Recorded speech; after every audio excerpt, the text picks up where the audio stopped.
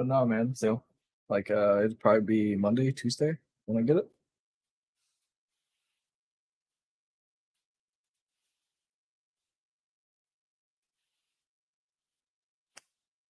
What's this? It's still not adding. It's still not adding tags or. I need to look at that app.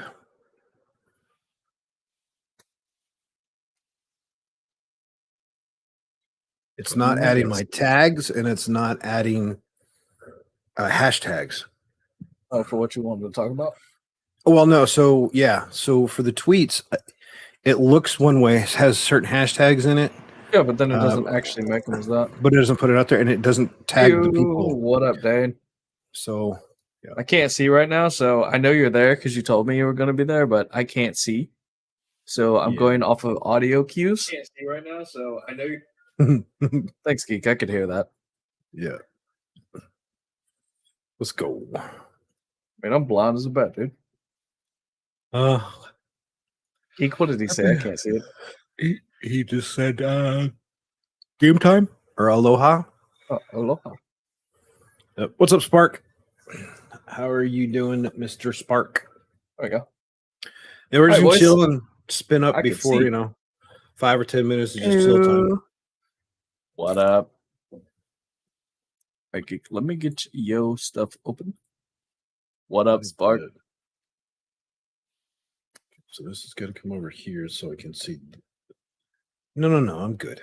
Okay. All right. There we go.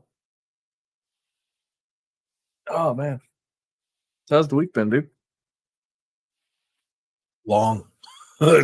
ready for the weekend. I have a feeling it's going to be a short weekend. So, yeah. But hey, it'll hype overload. Yeah, I mean, I just thought it'd be funny. It was funny to me, Geek. All right, I just thought it was entertaining, bro. Yeah, I tried cramming too much stuff, I think, into the tweet. It's a good possibility. But I mean, it's fine, dude. Let's just roll with it. You know what I'm saying? Mm-hmm. I still want to know why hopefully I've done some testing with Restream. Okay. And I have the trial, and I told the guys, hey, I need to be able to try it for like a solid 7 days. And so you can do the trial, but it doesn't give you everything that I want to try. And I told them what I want to try. So I'm going to get tomorrow to test that out. But if it works, then then I'll get rid of my Zoom and this StreamYard stuff. And then we can just go with blah, blah, blah, blah. Blah, blah, blah. Blah, blah, blah. Okay, I got it. Go with Restream, because they do have a podcasting section. And it's kind of cool with what they do on that one. It'll record the video and the audio separate if I wanted to. So we can post straight to podcast. The problem is I've been reading a lot and seeing, do people just drive and listen? And a lot of people just turn on YouTube where they want to have the video and they just listen. So it'll be interesting to see. I'm not going to lie. When I'm at home, right, that's what I kind of do. I don't watch it. I just pull it up and listen. So because I mean, because multitask, you know what I'm saying? Mm-hmm. That's what I do when I'm at work. I mean, I'm working from home. I have streams up. I'm listening to everything. Yeah, I know some of us actually have to be plebs and drive to work. I know that's what you're saying. I almost might. And with all this push, there's a lot of people wanting to go back to work, the executive level, but they're getting a lot of resistance to it. Yeah. I mean, because they were still getting the same amount done, even sitting at the house. So you have a drop in the market. Yes. It's kind of like a recession, not super bad, but still bad enough. Yeah. So there's very few companies that are doing full merit, if at all, any merit increases. Yeah, Dane. LOL is right, bud. So at that point, people are like, we haven't had to go into the office since before gas prices went up. We're not getting a merit increase. So the gas is going to cost us more. It's going to cost us to do this and all this other stuff.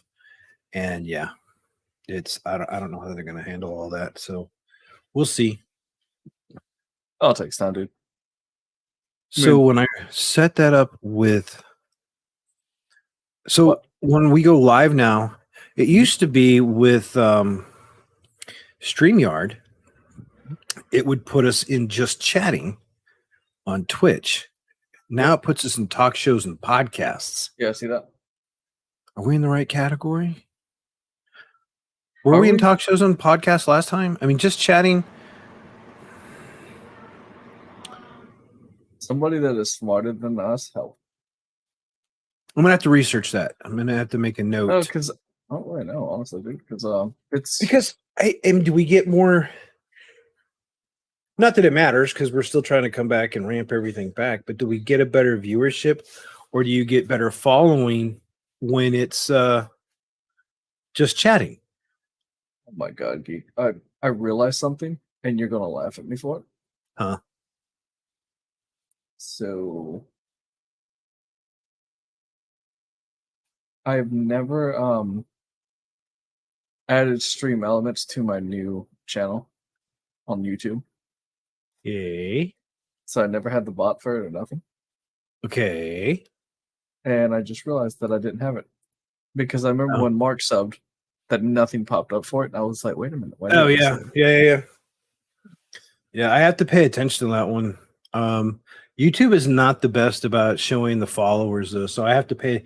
So the bot, when we're using StreamYards, I don't have OBS running.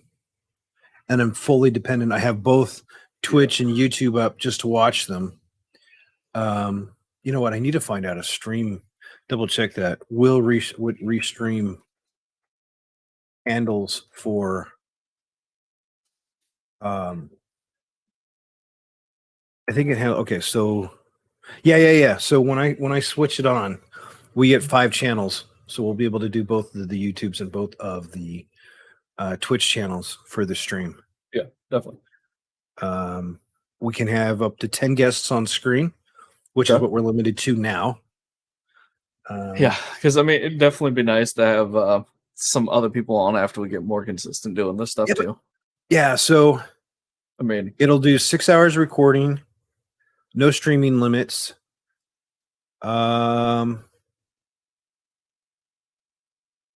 With the $16 a month, I get 2 users, so you and I can be users. If I do 41, which is the pro one, that's 4 users. I don't think we'll ever get to 4. Put up here why we're getting kicked off here. Yeah, so Dane, we're gonna try once we get everything reestablished and proven that we're going to. What is on my shirt? For the holiday, we're gonna do a fundraiser again. I've already talked to CB, and I believe we can get Eli to join us for it as well, and possibly Evan. I could just message him and see about it. Who? Can just message him and see if he want to do it. Yeah. Well, I've talked to CB and them already. That household's in. So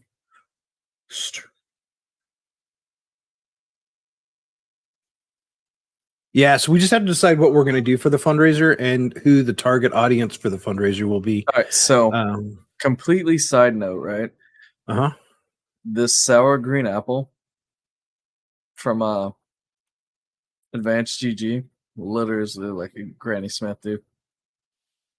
I'll have to try it. I know I've signed up for notification. I want to try the key lime pie flavor that Glad's got coming out on his stuff. On G Fuel? Yeah, that'll be interesting. I'm not. My Spicy problem with a lot of the gamer drinks is they are super sweet. Like I tried the cotton candy one, and it was I tried the cotton candy, right? Uh-huh. Was not a huge fan. Tried the sherbet, also not a huge fan. No. It's like it's almost the Dream Team Punch, not a fan either. Don't know if you've had that one. No, it's mostly fruit punch. It was okay. Yes, I have. The lemonade I do like.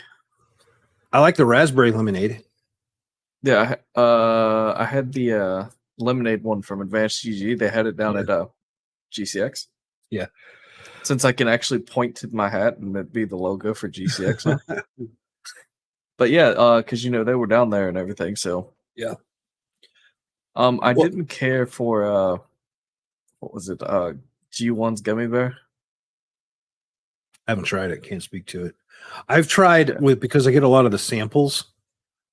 I've probably tried a dozen and a half different flavors between Advanced GG, G-Sups, and G Fuel. Yes, Sunshine. Yes, Sunshine. Yeah. Spicy stuff, indeed. So, we're actually talking about, hey, look, you can actually see the cup this time. Yeah. Advanced GG. That's what we're at right now, Sunshine. It was, I had a squirrel moment because of the one I was drinking and I asked Keek if he'd had yeah. it. Sunshine, you're going to get involved in Spicy Challenge? Is that what I heard? Yeah. So we'll have to decide what it's going to be. I don't want to do spicy chocolate again. I mean, I do a lot of spice still, but I found out when we did that Fuego chocolate challenge because of the stomach, I can't do, it'll make me throw up. But I can go out. I went out and ate a Moruga scorpion bomb, which my friend did on his barbecue. He took Moruga scorpions, cut them in half, filled them full of cream cheese and all that stuff, hey Bob, and wrapped them in bacon. And they were spicy, but those were fantastic. It didn't kill me. What's up, Callie? So, what up, Callie? How's it going? So yeah, I know not of the spicy. So hopefully we can get something. I'm thinking early December or late November. Yeah, I mean, because we need to have time. I could probably get Bobby to do that. Yeah, I'm thinking maybe like a Toys for Tots or something kind of a gig. I feel you. We're doing good, Callie. Winding down the week, which was really long, and I have a feeling is going to make my weekend short because I went for a walk. So it's cool enough in Texas now that my wife wants to start doing the evening walks again. Perfectly fine with that because my fat ass could use it. But he said, laugh. But she also told me what she wanted to do in the morning, and I'm like going, okay, I'm not sleeping in. I typically, because of neck fusion surgery and all that other stuff, I'm lucky if I get 5 hours of sleep, right? I think so, Sunshine. When I talked to two of them, check and see. Yeah, but she had gave me a list of stuff, and I was like, okay, I'm getting up at 8 o'clock. Costco opens at 9. Or something like that, 9 or 9:30. I want to be done and home with all these running around to do errands by noon.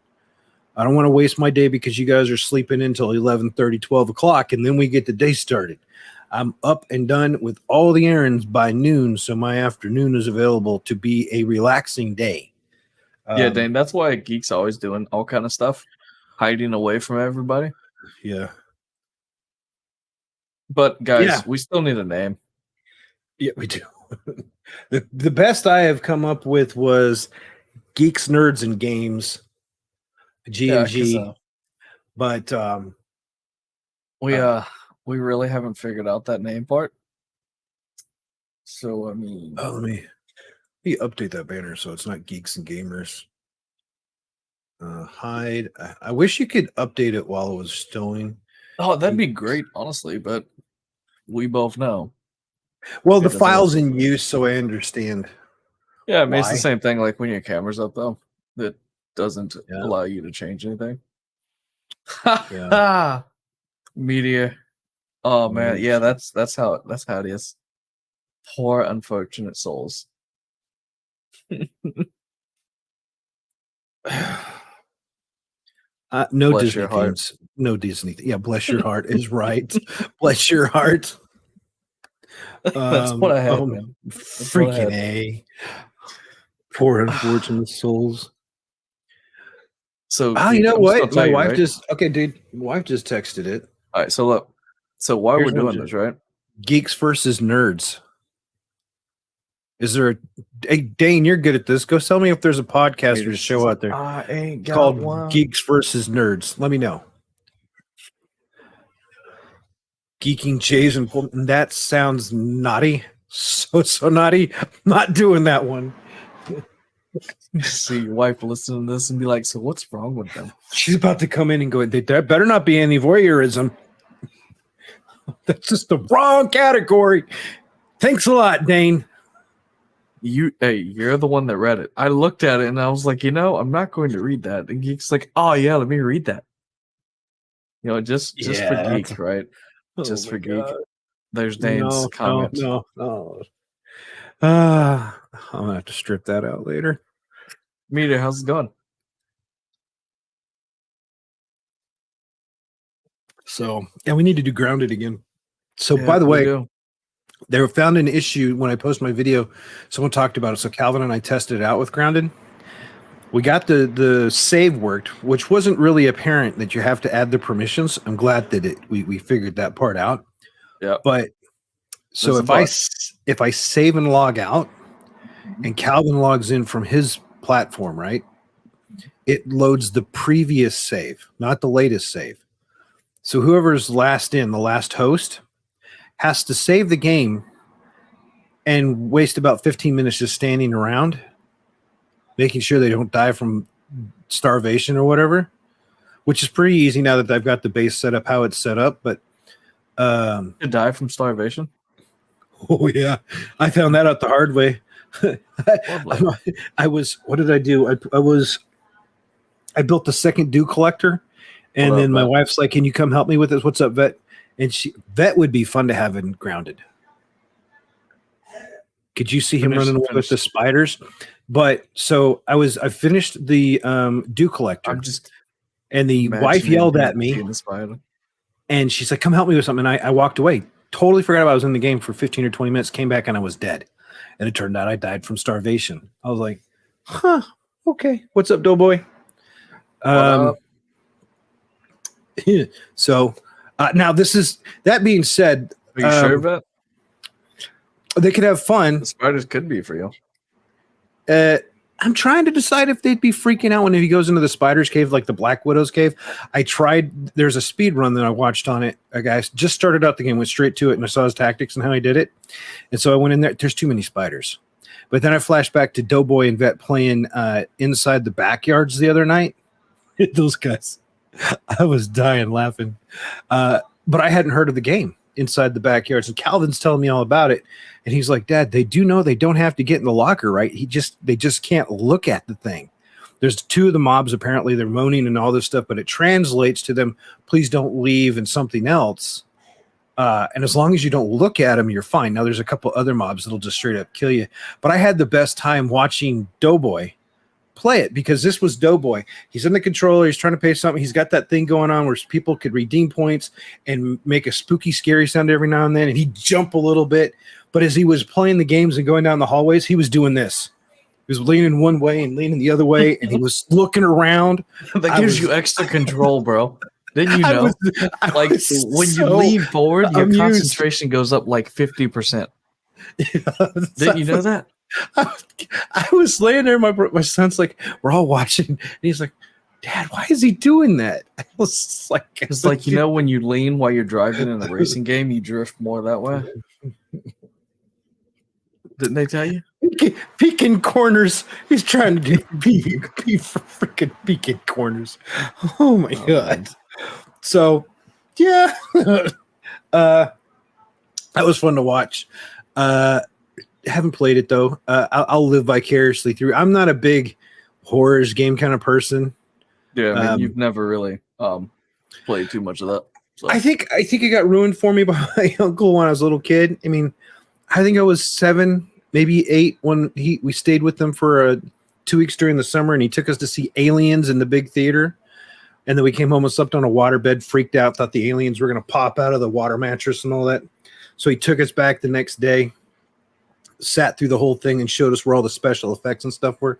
Since then, the scary movies, I've never had a problem with scary movies. It just doesn't do anything, and Calvin doesn't care for them. So, but it's all right. Spiders, no. But I figure Vet would have a problem with spiders. Joe, I don't know, will ever be able to handle aspects of Grounded because of the spiders, because he's got arachnophobia. Oh, does he? Yeah. Oh, yeah. He's got arachnophobia. I didn't know that. Yeah, he does. Scream like a little girl. Probably should have told me that. Yeah. Stuff you. Well, you're from freaking Australia. You are the motherland of naughty, nasty spiders. That's all I got to say. A bird spider that's as big as my freaking monitor that can carry birds away. Yeah, that's a great thing. That's why you keep the snakes to eat the spiders, or did the spiders eat the snakes? I can't remember down there. I guess the spiders ate the snakes, bro. Burn them all. Yeah, use fire. Just get rid of them. I'm good with it all being gone. Actually, I think there's a game on Xbox Game Pass called Burn It with Fire. Is it that little girl in front of the house on fire?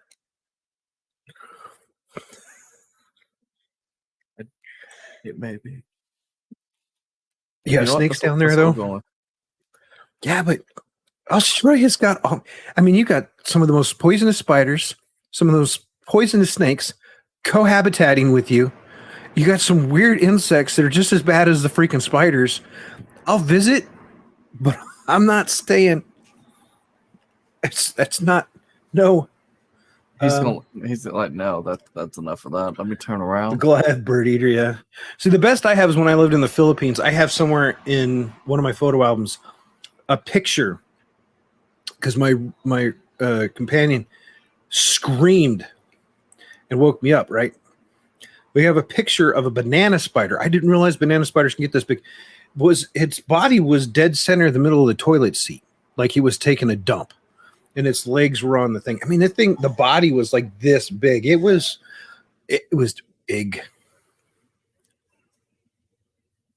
Well, I remember there's like an area in the Philippines where I stayed too, where we had to have netting. And we had all sorts of traps because if you didn't have the netting and something else and made sure feet were not exposed certain ways, there was a certain rodent there that would lick the bottom of your feet. So when you wake up in the morning, because the saliva is like a numbing agent in it, it would lick the skin off the bottom of your feet. I was like, no, I'm good. I'm going to make sure I have a net every day. So we got all sorts of lovely critters. They're mostly out in the bush and stuff, though.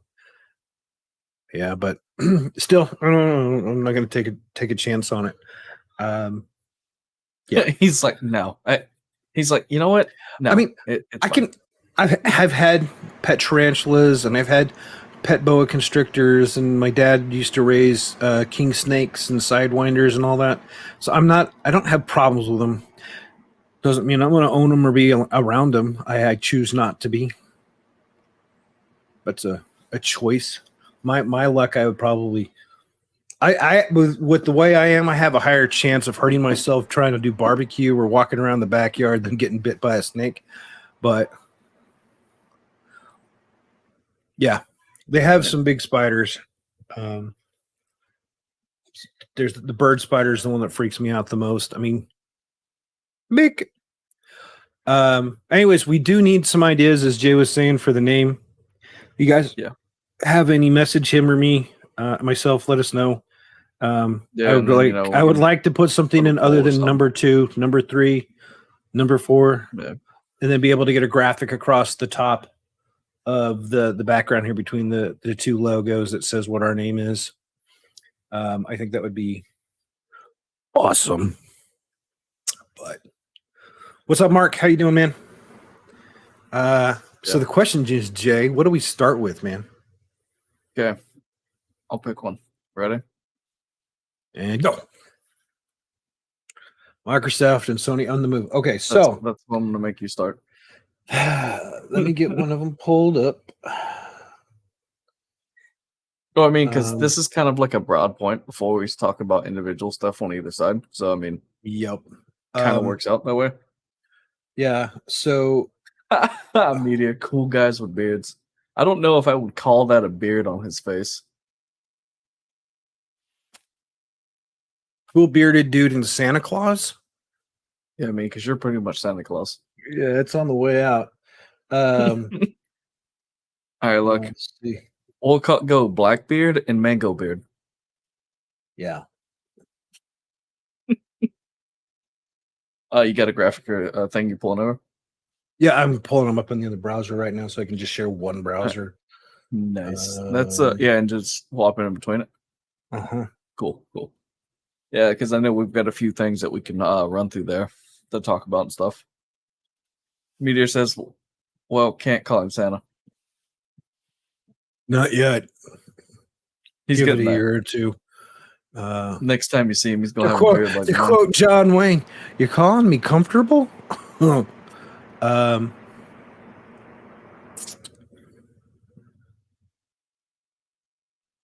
Okay, so why is it not letting me? Oh, there it is. Mark said he found a game that's addictive and is called Satisfactory. Okay. Oh, there we go. It looks Zoa. How about that? That's the first thing I saw. Figure. I actually think it was the same color. Wonder why that would be one of the ads on my page. I'm just glad I turned it on. That I don't know why that's there. I do because Chili's. Yeah, that. Well, I don't eat at Chili's either, so that's even more weird. What about Pizza Patron? You eat there? No, I eat at New York Pizza and Pints, but that's about it. All right. Well, I'll stop asking the dumb questions now. Oh, you're good. Called Satisfactory. I'll have to check that out, Mark. So, one of you guys already know that Microsoft. Hey, Mark? What is it? What does Mark play on? He plays primarily PC, I believe, if I remember right. Mark is from back in the days with, I believe, Mesa, if I'm not mistaken. No, well, since he'd mentioned the game, I was going to go look at it on Steam. Okay. Anyways, person, open world factory. You continue. So we all know that Microsoft, when Blizzard screwed up, and their CEO did all the crap that he did, and they've had all these things, Microsoft said, "Hey, okay, we're going to buy you." And then Sony decided to raise a huge freaking stink about it, which is amusing given the fact that Sony had to come out and make a statement. PlayStation Studios says Sony isn't taking devs off the market with its acquisitions. It's just as big with its gaming studio movement as Microsoft is. So them saying that, oh, Microsoft's going to cause a monopoly on it, very hypocritical on their part. And I find it very amusing. But so Microsoft has set up a page that you can go to that shows why they're doing the purchase, what the justification for it is, what they will do and what they won't do.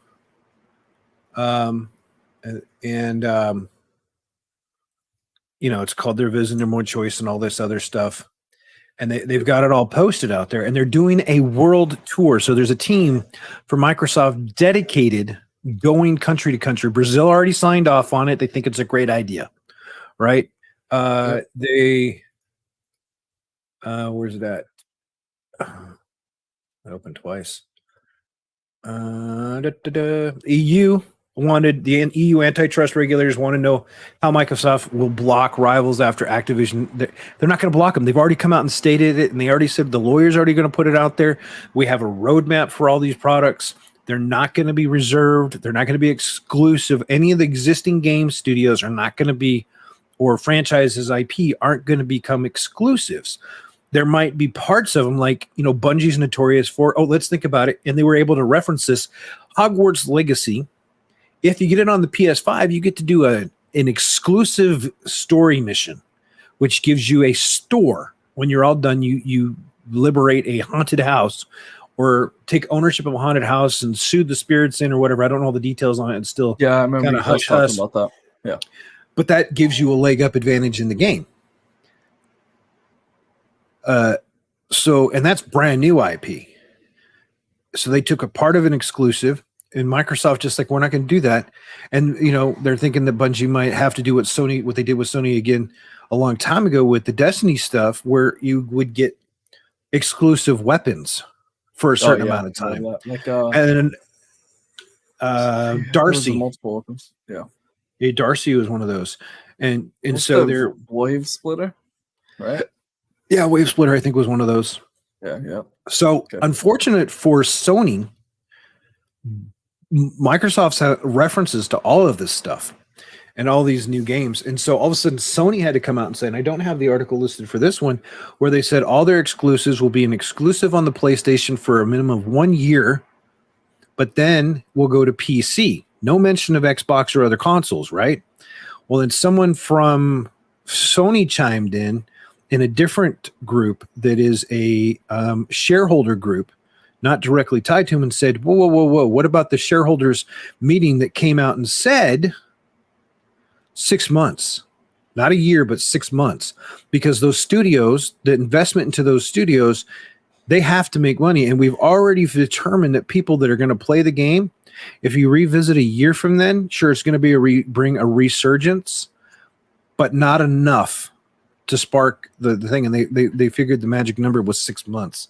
So that was more hearsay than anything. So I didn't save the link to it, but I think it's sticks and stones being thrown back and forth between Microsoft and Sony, with Sony being the one screaming the loudest. But I mean, like, you've already had Brazil sign off on EU or on Microsoft's purchase. I mean, they had a big to-do thing that they had. Yeah, going if on Brazil's over there. big on it, then they're fine. You get the EU to sign off on it. You get Brazil and EU, then Sony doesn't have much to stand on. But when you have Sony having to come out and make this statement that the studio head says Sony isn't taking devs off the market, that comes right back into the thing that says, "Hey, Spider, how is Sony not monopolizing the market?" You know what I'm saying? So that sparked up a huge floor back and forth on Twitter, in these articles, and on the forums. And I think Sony's definitely going to waste a lot of money on this one, and they should just take the PR money that they were going to spend on it, and maybe give that money to Bungie technical staff, so they can come out and say, "Hey, here's our technical issues and what we're doing to work on them," instead of spending all the time trying to nerf and upgrade weapons. You know, just. But I'm happy with what Microsoft is doing. They're showing what they're doing, and by doing the tour, they're putting their not just giving you lip service. They're coming out and they're saying, "Hey, this is what we're going to do. We went on tour, so we're on record. We are on record in multiple countries, multiple places, stating this." Now, it's a 5-year record that they're going to go to, a 5-year plan. After that, when it's new IP, new releases, it's not a problem. So we'll see how it pans out. I think Microsoft in the long run will get a hold of Activision Blizzard, which I think is a good thing, because then you'll see a lot of games that are in the Blizzard franchise come to Xbox. They won't go to PlayStation. So like World of Warcraft and all that won't go to PlayStation. That'll go to Xbox and to xCloud. So if Sony wants it on the PlayStation, I can see Microsoft saying, "Okay, that's fine. You pay for the coding and the development, and you can have it on PlayStation. We're not going to openly code for that." So it'll be interesting to see how that all pans out, and what you all think about that. So yeah, we're going to follow that one. They do have some really good exclusives on PlayStation, but again, with so many of them coming out on PC down the road, it's a tough call. My biggest concern right now with PC is older. You know how you mentioned like WoW being on Xbox and PC? Kind of be like the Final Fantasy 14 situation, which is only on PC, PlayStation. Yep. So I mean, it'd be like the same thing there. To be honest, it's like you're missing, and the reality too that they have to deal with now. Had this been like a year and a half ago, your big three would be Xbox, PlayStation, Switch. Now those three combined, and then you throw in PC, right? Yeah. But now all four of those combined get trumped by mobile gaming. So the reality is I don't think I'd bother playing WoW on a console though. I don't know, Callie, with all the movements and rotations and stuff. I don't know how they would. I do know they've already come out with a WoW mobile for phones, and the controls are a little bit different that they baited. But I don't know. But I mean, anything's I'd still have possible. to see it though. To actually have a better opinion. I'd still have to see it. But WoW on console would be. I think you'd have. I think there's enough market for it that you'd have a lot of people interested.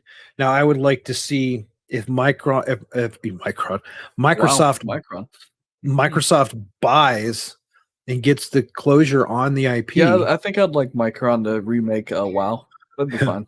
I would love to see Microsoft say, okay, look, no more expansions, no more DLCs, put the game in support and everything. We want WoW 2.0, brand new engine, brand new graphics, new timeline. Think of the story and make that happen. I would love to see a WoW 2.0 where you come into the realm eons later, or a couple centuries later, whatever. So you have different generations and all this stuff. No one has the money anymore. The millions of dollars that have been through, and all the weapons are gone. All this other stuff. It's a fresh start. But I don't know that would happen. But I think I would love to see. Well, I mean, you do know how much an eon is, right? A long time. A billion years. Yes, yeah. So I mean, we'll say a couple 100,000 years, couple thousand years, century, I'd be okay. Just with Halo? No. Oh, but I would like to see. I think that's great, dude. I think that Microsoft's purchase of Blizzard would be a healthy thing for the company, because I don't see Blizzard surviving with the number of IPs and everything else, and trying to keep up if they don't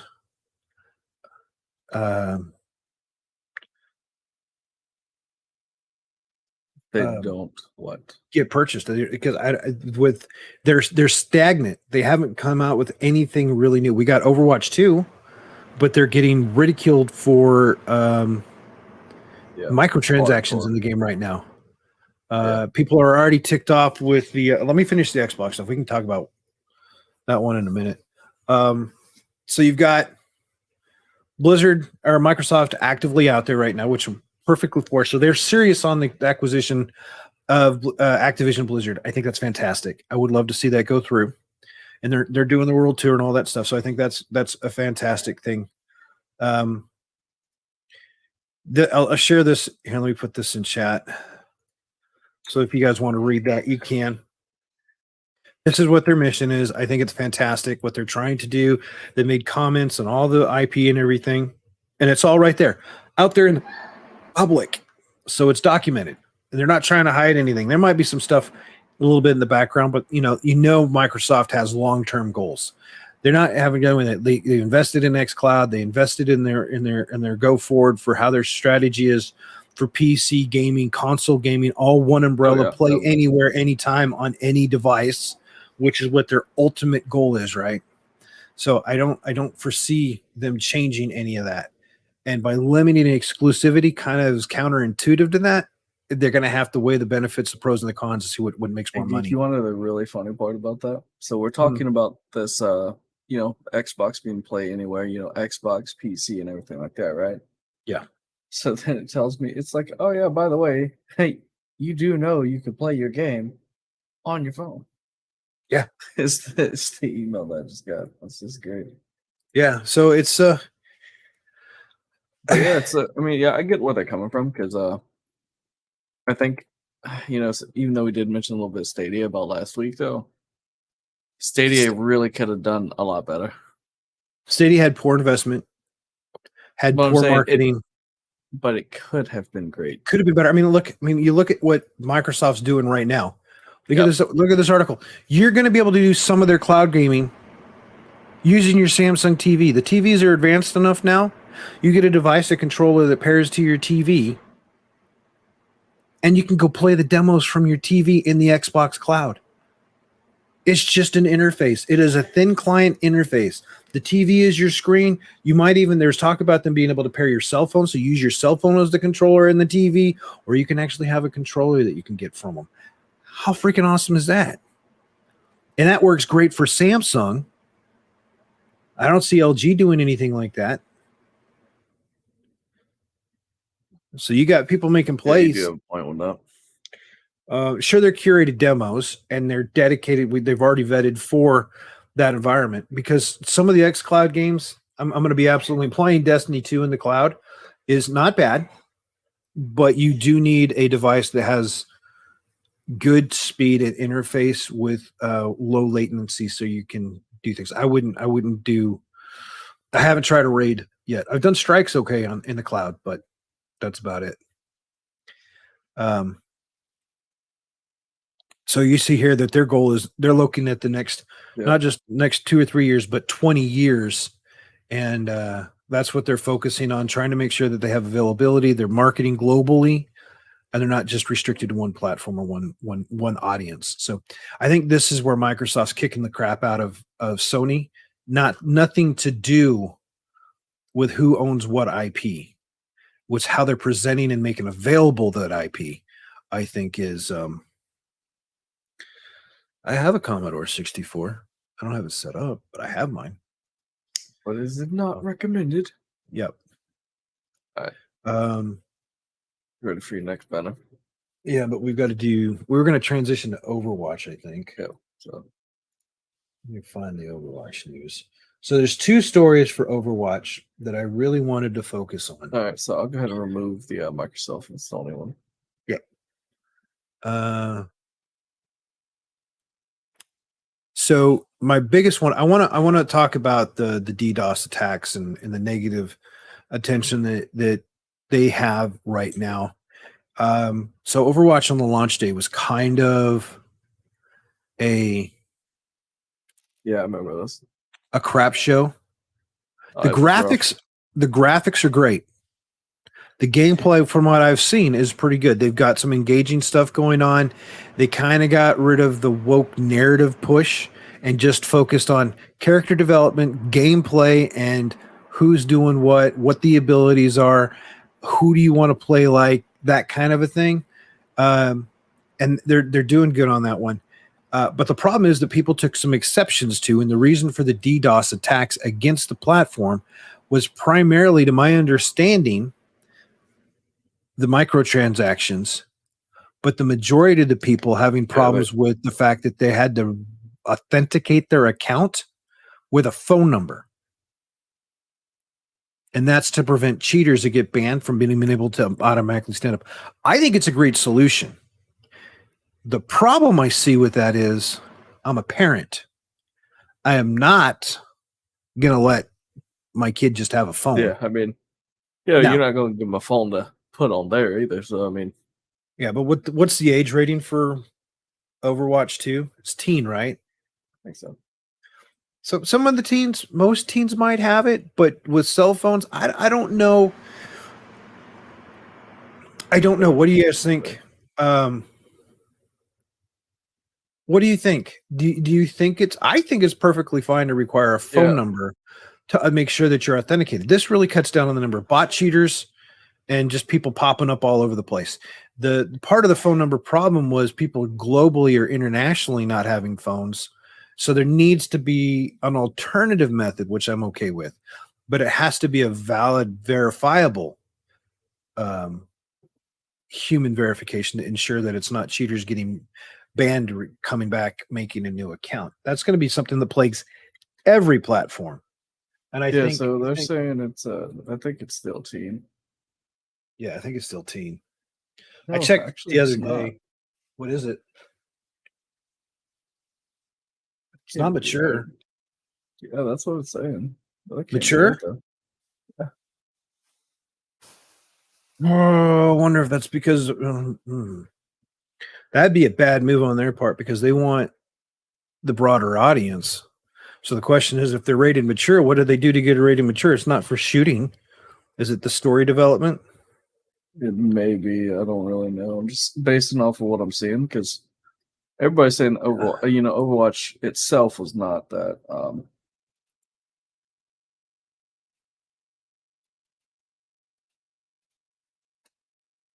No, it says 13 plus. It depends on where you look. 13 plus, yeah.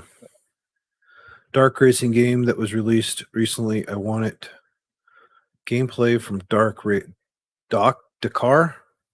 I'm not familiar with that one. Okay, so it depends, because some of them are rating it differently. What does Steam have it rated as? Give me a second. I'll look. Stand by. I got you.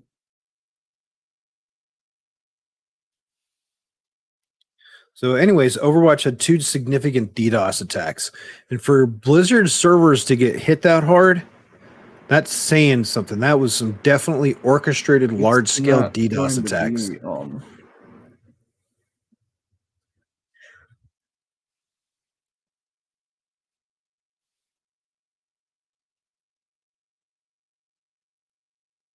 The problem I'm trying to separate on this, when you have thousands upon thousands of people trying to play Overwatch, right? Which in of itself is a form of a DDoS, because you have to have network and servers ready to handle that number of players. We all know about how that happens. Bungie suffers from it. I'm going to use Bungie as cannon fodder on this one, because Bungie they're making good moves. The TWAB this week was fine. I'm glad they nerfed Div. For all you people saying, no, people have to aim again. They only nerfed 30% to 15%. Crit is still there, so shut up on that one. So people actually have to aim to begin with. Yeah. The only time you have a problem is when you get sisters flinching the hell out of you, because flinch is a broken mechanic in PvE. But this whole thing's on that one. All I want is, I think Bungie needs to shut the hell up on what they're trying to fix in the game and actually fix the core game itself, because performance, you have people on PS4, people on Xbox One X, people running 2000 series RTX cards, all saying the same thing. The game is unplayable at times. And that's just them trying to load into the tower. That's trying to do activities on Europa. That's them trying to do catch a crash. You can go look at the forums. You can go look at Reddit. You can even load in, if you've got an older system, and try to do catch a crash. Blizzard has it rated as teen still. Teen? Okay.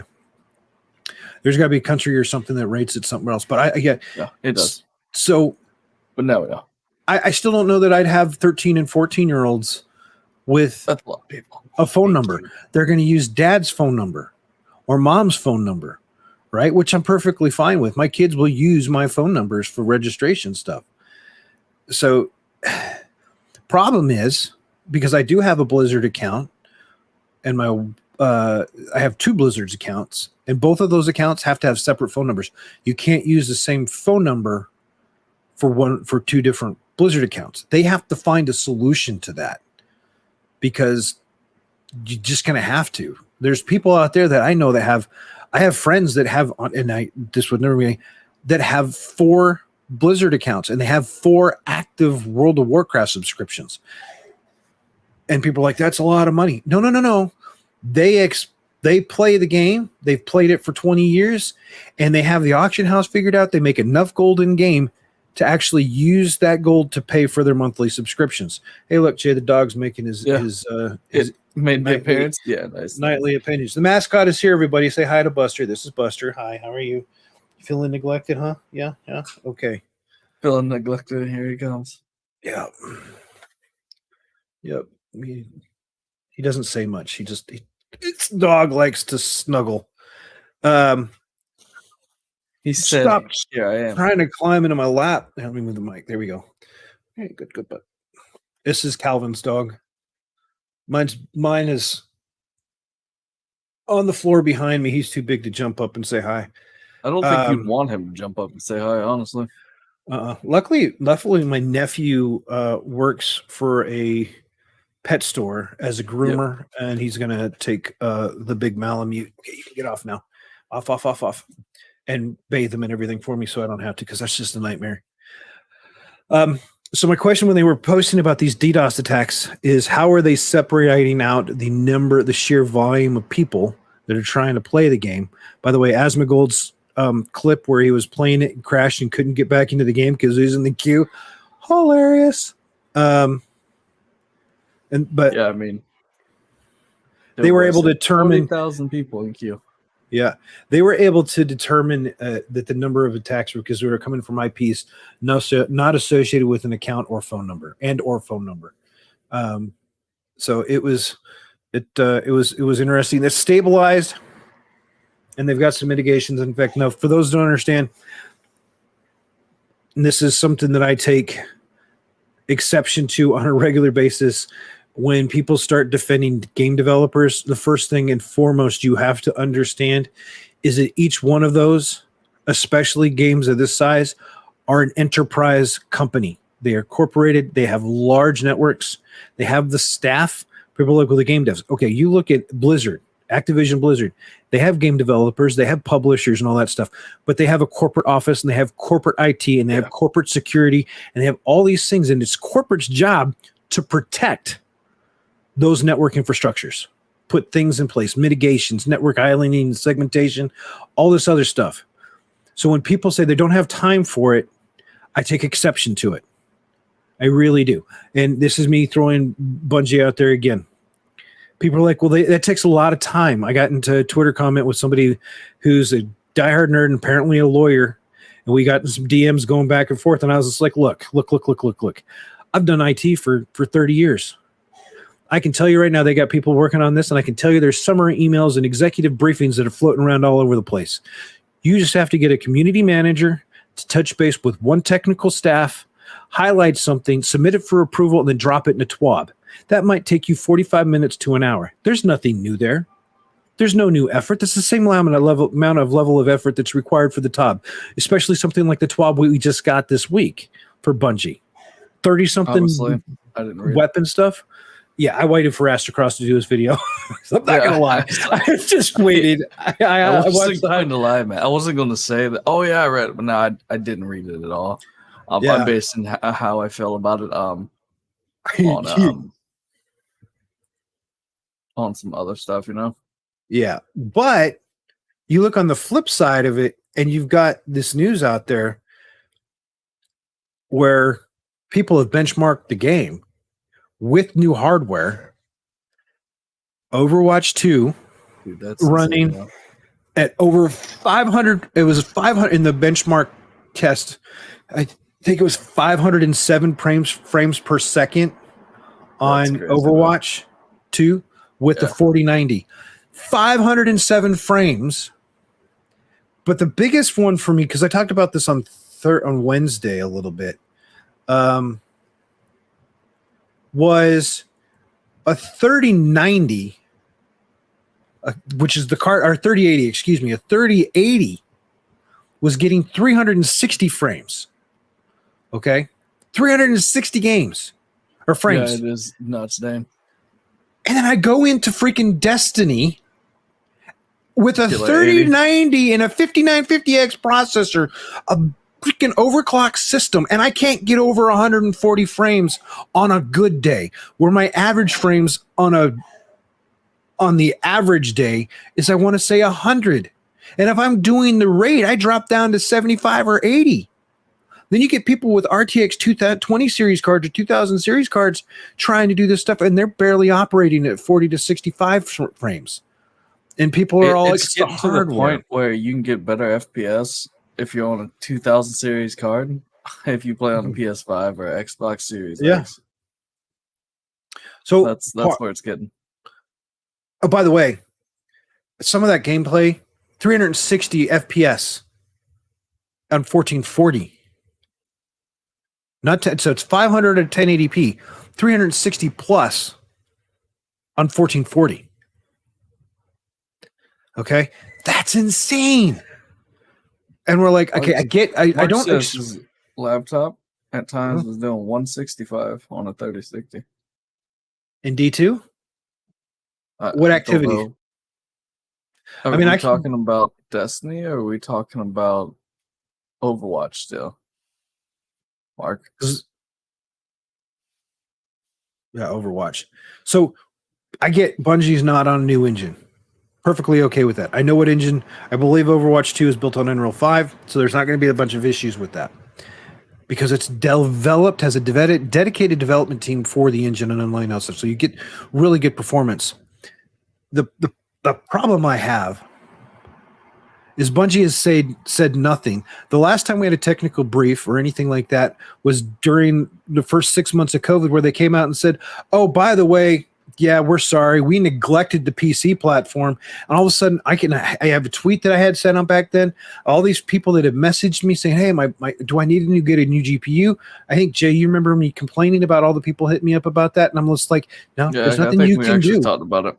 There's nothing we They can were literally thinking it do." was GPU, and it's like it's Yeah, at really that not. point, I was running a 2080 Ti and I was having problems. And then I Actually, went you to had 2 of them. 3090.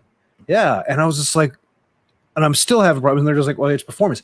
And then you had NVIDIA had to come out and write a driver update specifically because Sony or Bungie couldn't handle it.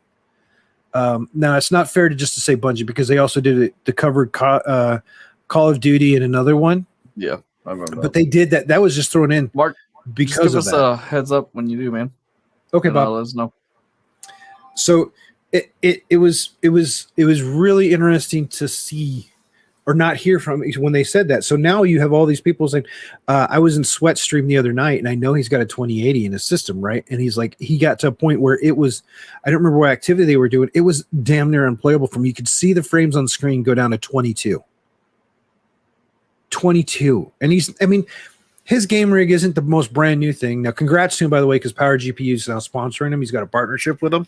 That's going to change his platform, because his PC was a couple of years old, but it was by no means a wussy PC. It's actually a pretty decent rig, even though he was using air cooler instead of liquid cooling on that processor, which caused it to crash at one point. But his problem, dropping down to 2022, and people are like, well, it's because he's gaming and streaming. No, he has separated rigs. He has a streaming system and a gaming system.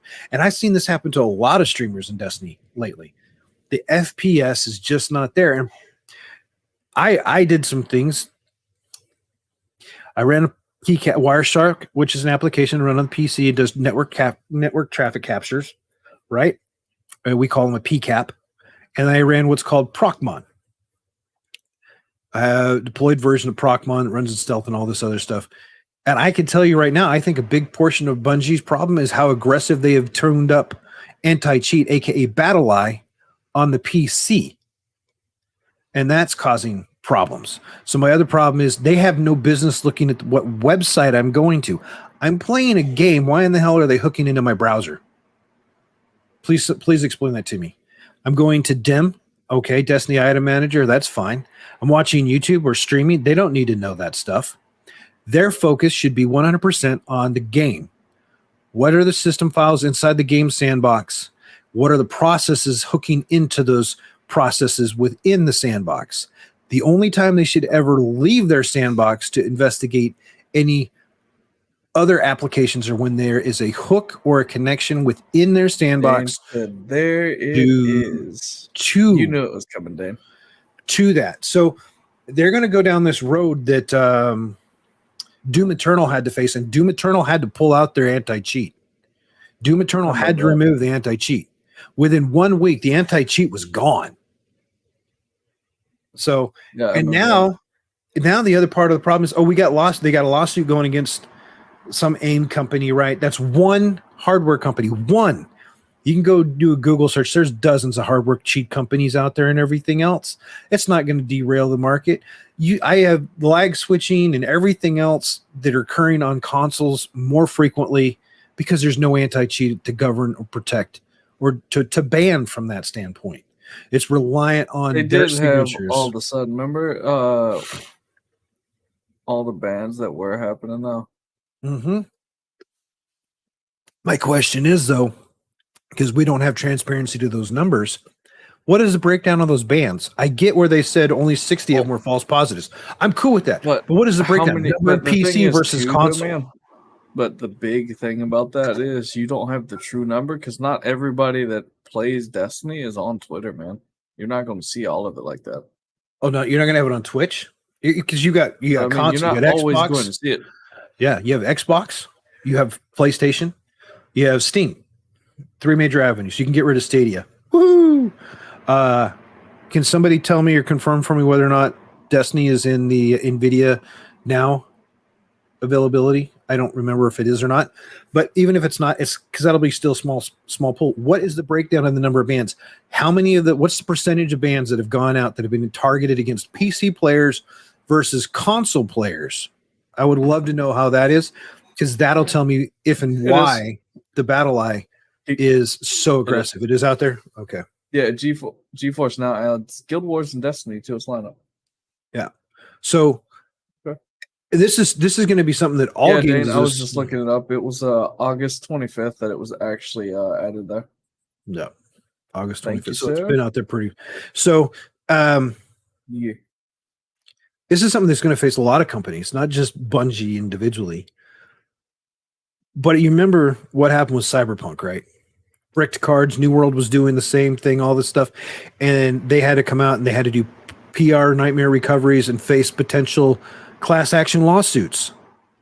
Is it going to take a game developer breaching privacy rights? Because I bought Destiny 2 when I bought the original, it came out and everything else. And you can go back and get the original terms of service and end user licensing agreement. And they have changed it so many times. And after I've invested hundreds of dollars and played thousands of hours of my time, but they can change the terms anytime they want to without me having any say in the matter. And they say, well, if you don't want to agree to it, you just don't get to play the game. Well, I already spent the money on the game. I've already spent my time and my energy, and I've invested into the game. I am vested into the game. Why then can they just turn it? You're going to have a point where if they don't stop, the game developers don't stop with just flipping the switch and doing whatever the hell they want. That end user license agreement is supposed to be there to protect everybody, not just, and we're not just talking Destiny or anything, but it's supposed to be there to work both ways. We swapped up for Destiny for a minute. I was like, I'll rotate there. That you've got the stigma on there, and it's going to take, if they don't be careful, it's just going to take off one pissed off group of people to do a class action lawsuit and then take it before government for legislation. You've already got it with gambling, loot boxes. That's actually what the microtransactions. EU through, if I remember right. Yep.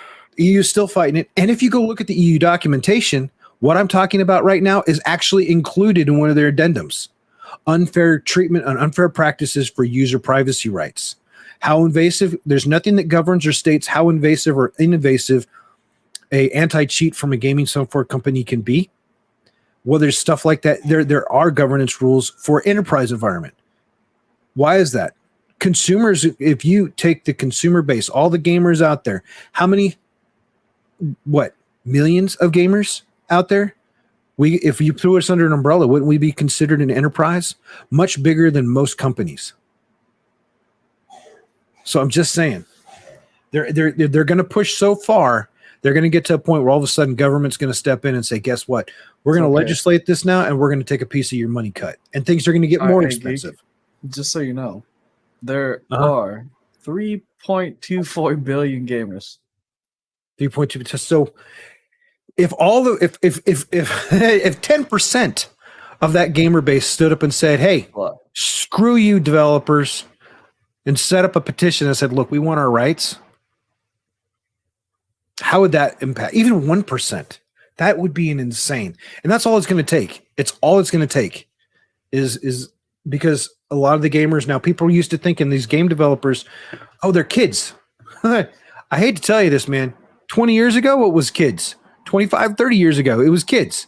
Today, those kids are parents and grandparents. They're going to have to, and so I love, out of that 3.2 billion I told you, 21% are actual hardcore gamers that play over 5 hours, like constantly, how many? Play. 21%? Yeah, 21%. What's 21% of 3 billion? That's a insane amount of. Is somebody good at math? Yeah, it's 21% are hardcore players. I mean, this is just from this thing. So let me get the actual number that they used. That is 630 million if my math is right. That's still up. Mark, is that 2K panel? What is the dimension? Is it a laptop screen, a 15K screen? Is that a 21 inch, 27 inch, 32 inch? What is the size of that monitor? Is that the laptop monitor? If it's on the laptop, that's different because there's no, you're not going to have laptop monitor. That's okay. I thought So he was talking about, I missed the laptop portion of that he was talking about. So there's different technical breakdown of how that is interfacing on the laptop between the graphics, internal graphics 3060, and the monitor itself and the power requirements. That's managed differently on a laptop. I guarantee if you were to plug an external monitor in, you would see a drop because of the handoff. I could do a technical breakdown video on that or a technical chat on that on Wednesday's tech chat. But yeah, that question has come up before. Now, where that will change is what I talked about Wednesday is with the European laptop company that is releasing a laptop that ships with and runs a actual Ryzen 5800 X3D chip processor, not a mobile processor or anything. It's actually shipping with a 5800 X3D processor and 3060 or 3070 GPU, not the mobile GPU, but the actual GPU. So it's a whole different architecture how that laptop is. And the laptop itself is around $1,800 to $2,000. So it's an actual affordable gaming laptop. I think it'd be a phenomenal investment for people that are on the go, that want to travel, that want to take stuff with them. I don't see a big battery lifetime. So you'll want to definitely take battery packs, but the laptop's going to be pretty dope. The battery life on that is going to be almost non-existent. So, right? I could see maybe an hour. How long does your battery last on that laptop? 35, 40 minutes. Well, if you're just surfing or something, I can see a couple hours.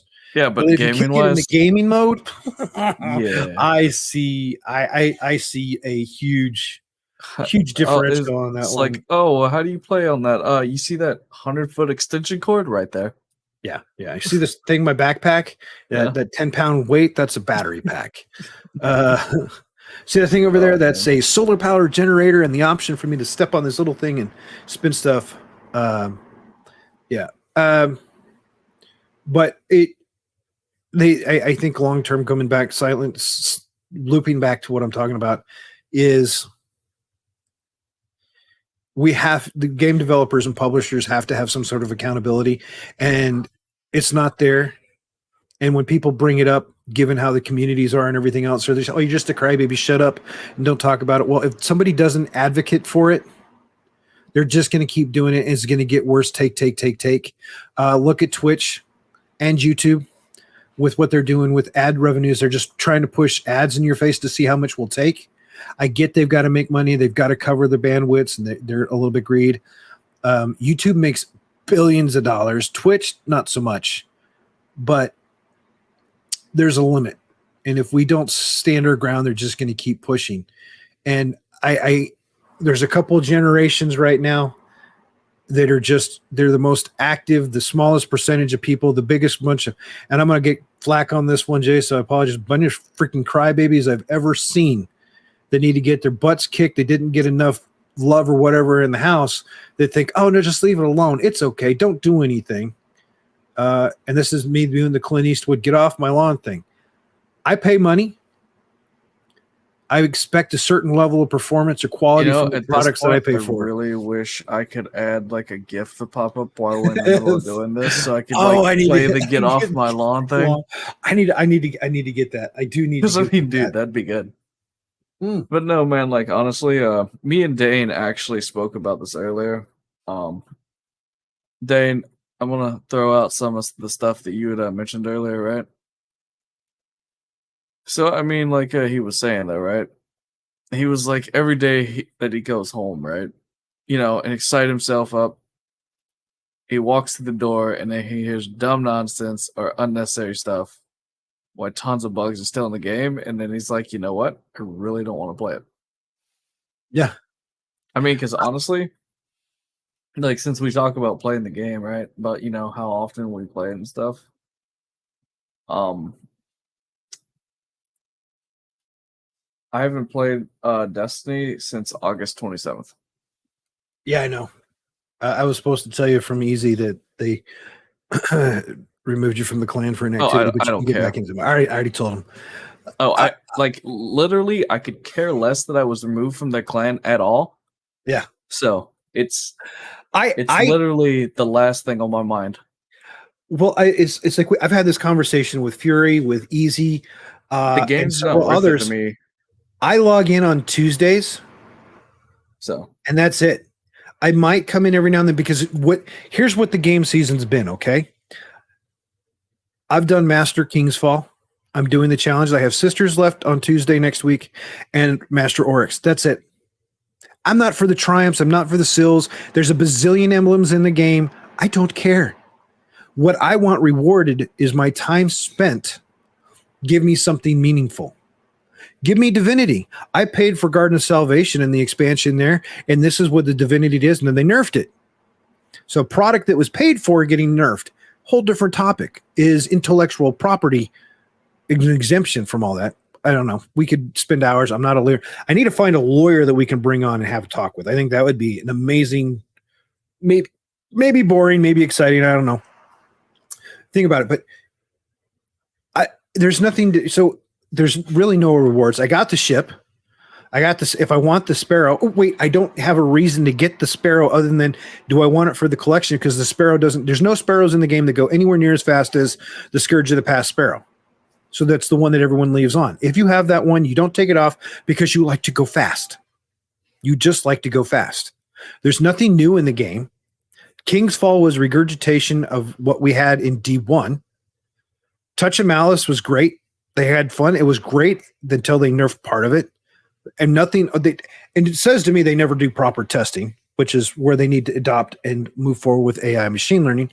Again, we talked about that last time and in the Tech Wednesday stuff. But there's nothing for me in Destiny 2 right now. I'll log in. I'll do the story on one character. I have no reason to do on all of them. I have no reason to do all the seasonal triumphs because I have no desire to go into PvP, which is freaking busted as hell. There's no fun in that for me. I've done the Grandmasters. I have Gilded Conqueror, and we had that done in 3 hours. Okay. GMs. Now, this guy on Twitter got into me. They called me dumb, and I was like, because I disagree with you. It was a fantastic exchange. Because I decided to say that the end game, according to Bungie, for PvE players was raids and Grandmasters. He said, well, that meta is just dumb. You don't pair those together. According to Bungie, that's your end game for PvE. And that's what I'm saying. They're not difficult. I would say neither one of those are difficult. If I can run 6 Grandmasters in 3 hours, that's 30 minutes a Grandmaster with Lightblade taking the longest.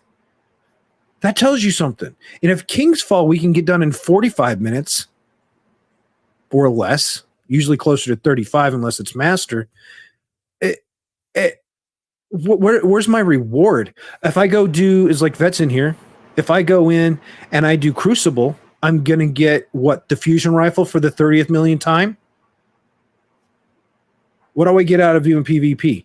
PvP is a whole different ball of wax. It's one of the reasons I like the first Descendant, which the beta comes out on the 20th. I did a little video on that one. They haven't sent out all the notifications yet. I'm sure that we're all going to get in that are applied for it, but they made a few statements. You're not going to have transmogs. The characters are going to look how they're going to be. There's no PvE or PvP. It's all campaign. So the people are worried, do we have the content? How much stories are going to be? Y'all, it's free. And it's got missions, co-op missions, and standalone missions. So it's going to be something to do. It's not a Destiny 2 killer, but if it can hold my time like Destiny 2 does on Tuesdays, I got so many other games coming out. If I hadn't pre-ordered Lightfall with where I'm at with Destiny 2 right now, I probably wouldn't have. If I would have known now what I didn't know at the beginning of this season and the lack of respect that Bungie is showing towards its players from a respect standpoint for those that have invested money, not the free players. I don't care about the casual players or anything like that. We're talking about the players, the dedicated players that actually provide money and revenue to the game. Oh yeah, definitely. Like The thing So, is, too, though, it's like, you know, it's hit that point for me. It's just like, it is what it is. But as far as I know, Geek, you should be able to cancel your pre-order because it's no, unreleased. because I already claimed the weapons. I already checked. Did you? Yep. Fair Because enough. of how they released it, the ghost shell Oh yeah, because they and released all some that of the stuff. stuff, but If you 'cause it's claim not, it, yeah. yeah. Once you Oh no, claim it, you but can't get a as refund. far from what I can tell, though, for most people, though, they're pretty much done. Yeah, I'm not this. I am. You will get no more investments to Bungie from me at all. I'm pretty much, unless they do a 360, get their heads out of their ass and show some respect and stop just making, hey, we're going to cater to the casuals, the freebie, the blueberries, and give no respect to those that have spent hundreds of dollars each. Yeah, I mean, which leads me to one of the other topics we had in there under the banners. Will we see the Destiny 2 streamers start to do variety streaming? Eli or Sweatsicles already started doing it. Evan already does it. CB does it. Clyde has started doing it. Glad made that change a long time ago. She's Emma started playing other games. I could go on, just on and on and on. It's going to get to the point if there's those dedicated streamers don't have. I mean, you want to build a stream audience, and this is why I'm. Who you see is what you get everywhere, though, too. Yeah, though, I don't like game wise, I've Yeah. never just played Destiny itself, though. Yep. Yeah, I want, and that's why I've always said I don't want to be known as a Destiny 2 streamer. Everyone's like, you should stream Destiny 2 more often. I might occasionally stream it, like when I'm running with CB or something, because why not? I'm playing a game. I'm at my computer, might as well.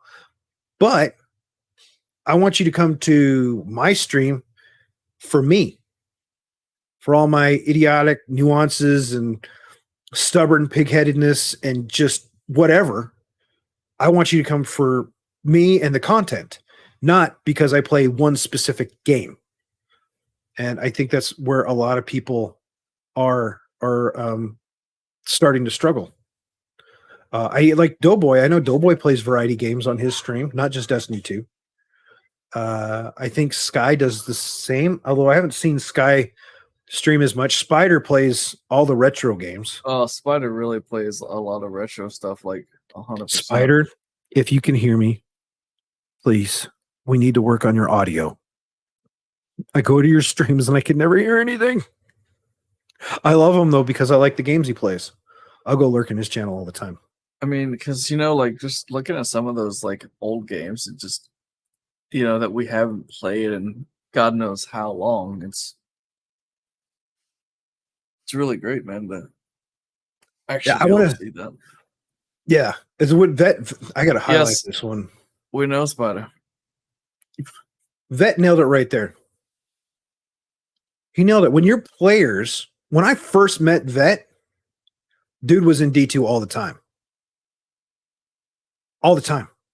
Yeah, but see, anytime now he's rarely mentioned, everybody still thinks, oh, he's the guy that played Destiny. Yeah. When I hear Vet's name now, I think of Call of Duty Zombies. I think of some weird insect game that he played, Bug Snacks. And I think of South Park when he was playing the South Park games. Okay. I don't think of Destiny anymore. If I see Vet in the Destiny game, I'm surprised. It's just like, oh, he's playing D2. He still has that loaded. Okay, that's cool. But I mean, I like watching what the different games are. Like, I had never heard of Inside of the Back Rooms. I don't know where I've been because I look at games all the time. And then Doughboy's playing it the other night, getting the schnockers scared out of him, and I'm laughing my butt off the entire time because doing this kind of duck and dive kind of stuff. And them acting like a bunch of little girls whenever somebody redeemed the scare points. I was dying. That was some of the best time that I had. But that was because of him, not the game. So it doesn't matter what game. If you build a community the right way, they're there for you. But if you build it with the understanding that you're only building a stream because you do raid helps or dungeon helps, if you stop doing those, and people are like, oh, he's not doing helps anymore. She's not doing helps anymore. Fall off real quick. How is your audience retention going to be? Because people always want help. It's interesting, dude. Doughboy. Doughboy, the one thing about Geek is he always enjoys people's demise. Yes. As long as it's not him in the state of demise, he's great. He's I don't care. happy as can be. People can see me getting demised all the time. I don't care. I was easily amused. I was not expecting that in the stream at all. I was expecting when I've loaded up Doughboy's stream, I at first thought it was maybe going to be Destiny or like something Among Us type of a game. I had back rooms. I was like pool tables, billiards or something. Then I was like, all of a sudden I found out it's a horror genre game and them running around and the storytelling in it. They have a unique way of telling the story, was kind of refreshingly original in it.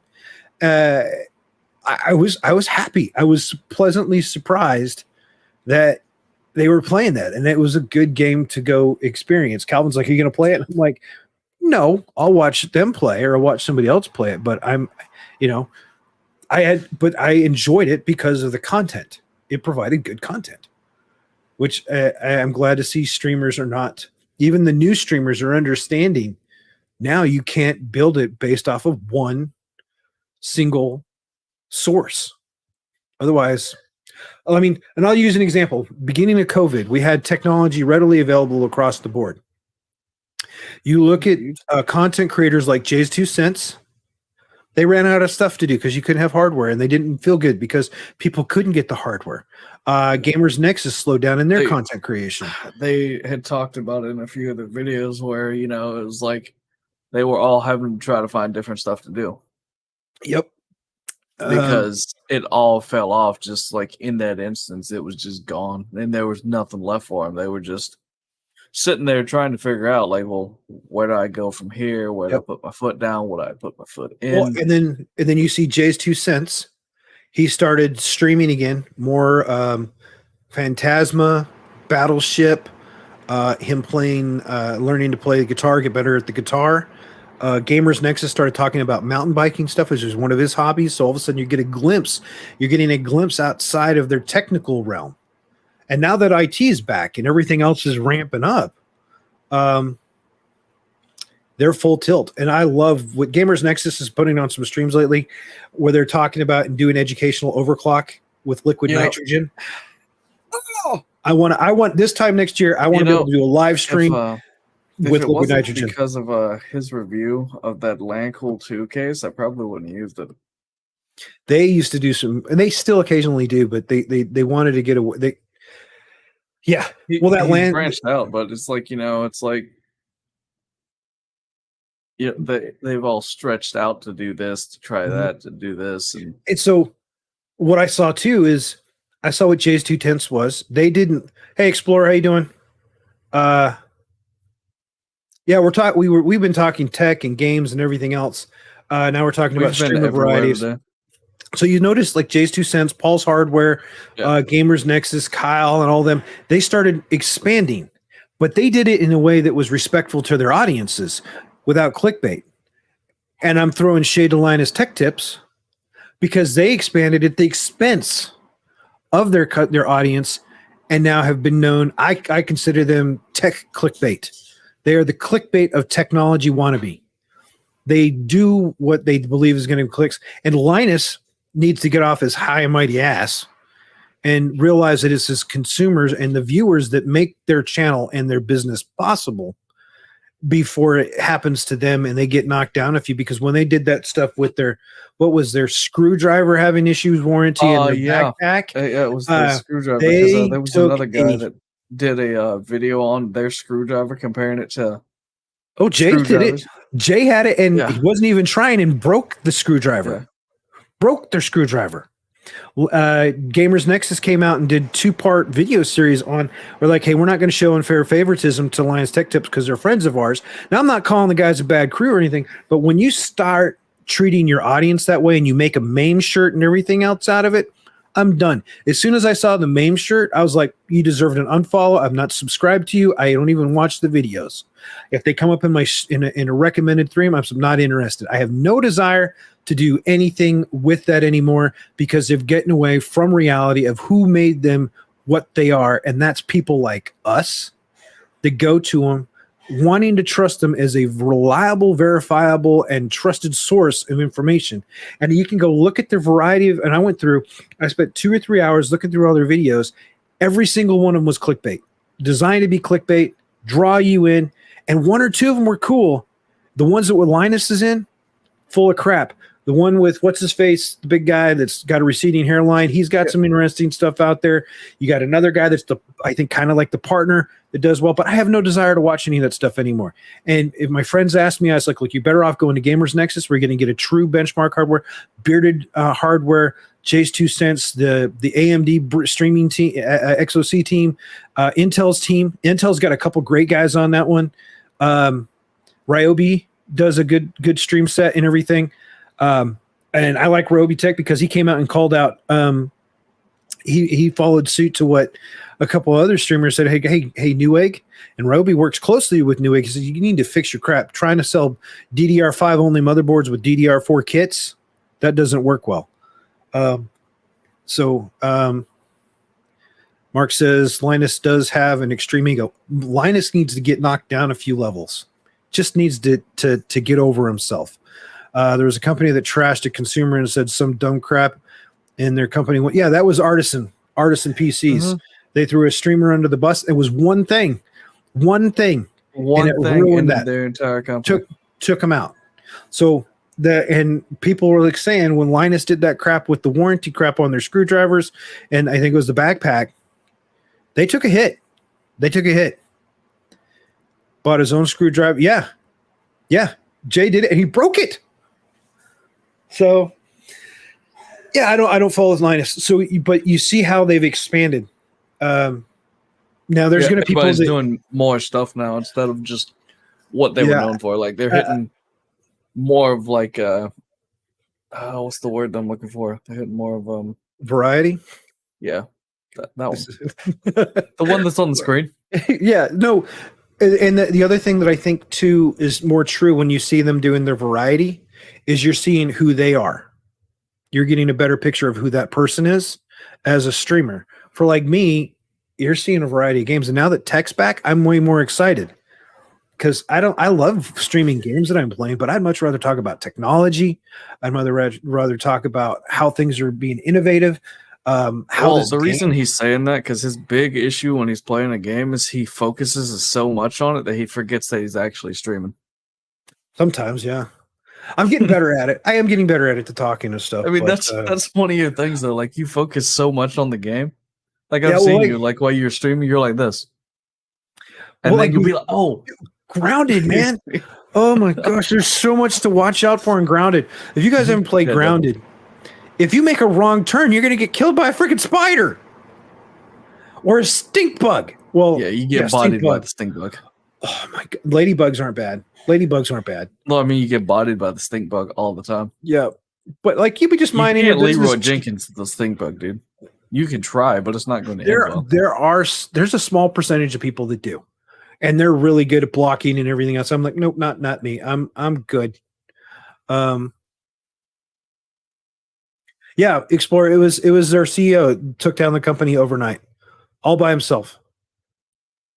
Because they didn't have a chief financial officer, they didn't have any type of organization or enterprise structure to their organization, incorporated structure. It was all just one person making really bad choices, and then I lure ladybugs to find stink bugs and find. We did that with the ant base. Remember? I've done that, and I still do that. However, with the areas that I'm trying to go to now, that's a lot more difficult. But pairing bombers against stink bugs works really well. Mites against bombers does not work. Mites are just a freaking annoying pain in the butt. You try. Yeah. But yeah, I'm sure like more people do more different stuff as time's going on, you know. Yeah. So we can transition off of that. One thing that I wanted to talk about was we're going to talk about XeSS and FSR 2.0, which one is from XeSS is Intel and FSR2 is AMD, not to be confused with DLSS. They're upscaling functionality brought by the GPUs and the drivers to provide a better graphical experience without having to go to a brand new high-end graphics card, which is good for Intel because they're now coming to they've got several games that they came to over the weekend they've been working with, and several more that are on the lineup for the upscaling functionality. And so where DLSS 3.0 is not out there, both of these, it doesn't take place inside of the game. The game just has to support it. And you're seeing a lot more support for that. So you're going to get better resolutions, less intense resources utilization. So I'm excited for where that's coming to. It is coming to Modern Warfare and a few other games. But at the same time, what I want to talk about as well is the fact that now we have new games that are coming out that are next generation that are going to require new hardware if you want to run natively at their recommendations. When I saw the story today, where's that? For Requiem. Let me open that up and share. I hate ads on Windows. Share, present. No.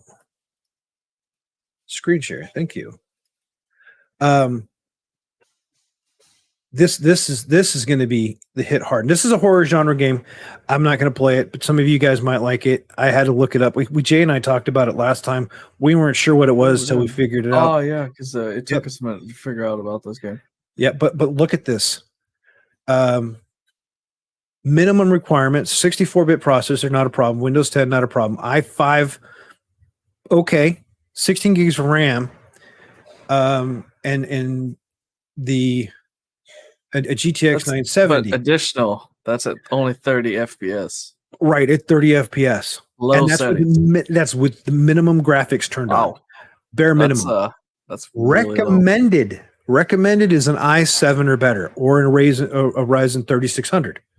Okay. I don't think an i viable, but look at this graphics card. You want 1080p resolution to 60 frames? 60 frames. You have to have not an RTX 3060, not a 3050. They're saying a 3070. Now, a 3060 Ti will probably get it done. But a 3070 or a 6800 XT. And I know with like Hogwarts Legacy, if you want to run with native resolution, meaning no upscaling, like we were just talking about with XeSS or FS2, you will have to have a 3060 card or better from everything that I've read. Otherwise, it's going to perform upscaling to get you to the 1080p. And what that means is additional load on your processor and your GPUs. So you take a hit, or you might not be running full frames per second. So these new games coming out now, they're like, yeah, we have a minimum requirement. We can run on this. Actually, what this one's saying is,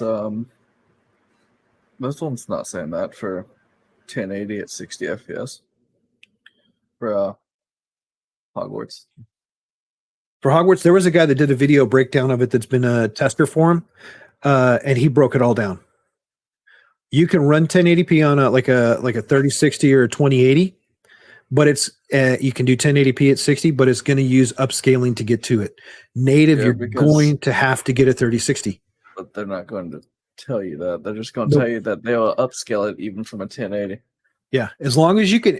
They don't have to put it out there. It's a 1080 Ti though. Yeah, but the 1080 they've already come out and said the 1080 Ti's will upscale.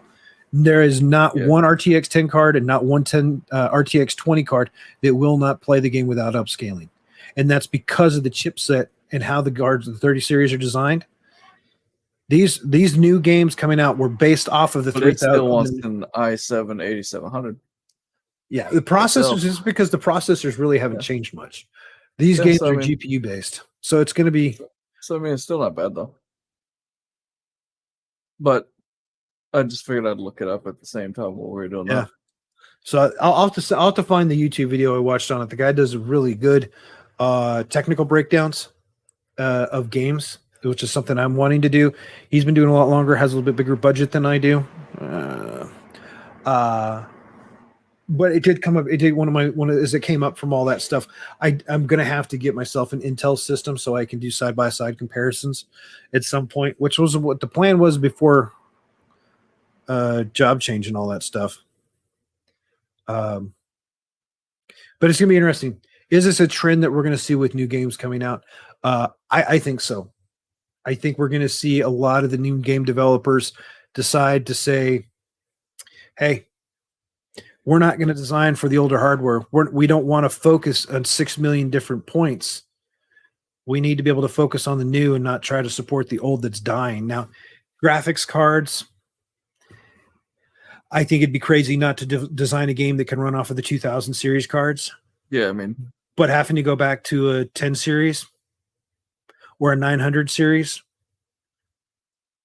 that stuff's been around for a long, long time now. I mean, it's time. It's end of life. Move on. I mean, it's time to step forward from it. Honestly, in my opinion, like you got to cut it loose to get some more. And I don't know how they're gonna. I mean, they're just gonna have to draw a line in the sand. You look at what God of War Ragnarok on PS5 is, and I'm wondering how it's. Is God of War Ragnarok on PS4? Anybody? I have not looked. I've honestly not looked. I should have. I'd be interested to see if it's just PS5 or not. I want to know. I think that'd be a huge mistake if it wasn't available for PS4, but I would not be surprised. I am intrigued by the fact that people were a little freaked out that they came out and said, "My poor 1660 Super is." Oh boy, believe me, I know how you feel. That was me. That was what Jay started with. Jedi Joe and I, we hooked him up with a box, and within 6 months, that it's going to be on both. Updates. It was PS4 and PS5. Okay, because it's a surprise to people because they thought it was just going to be PS5. Yeah, I want to see what the performance differences are and the graphics rendering looks like between the two. Luckily, I still have a PS4, so oh wait, I'm not going to pay for the game twice. Sony has to get over this crap where they make you pay. Oh, if you want the game, you want to play it on more than one system, you want to play it on your PS4 and the PS5, you got to buy it twice. I'm not doing that.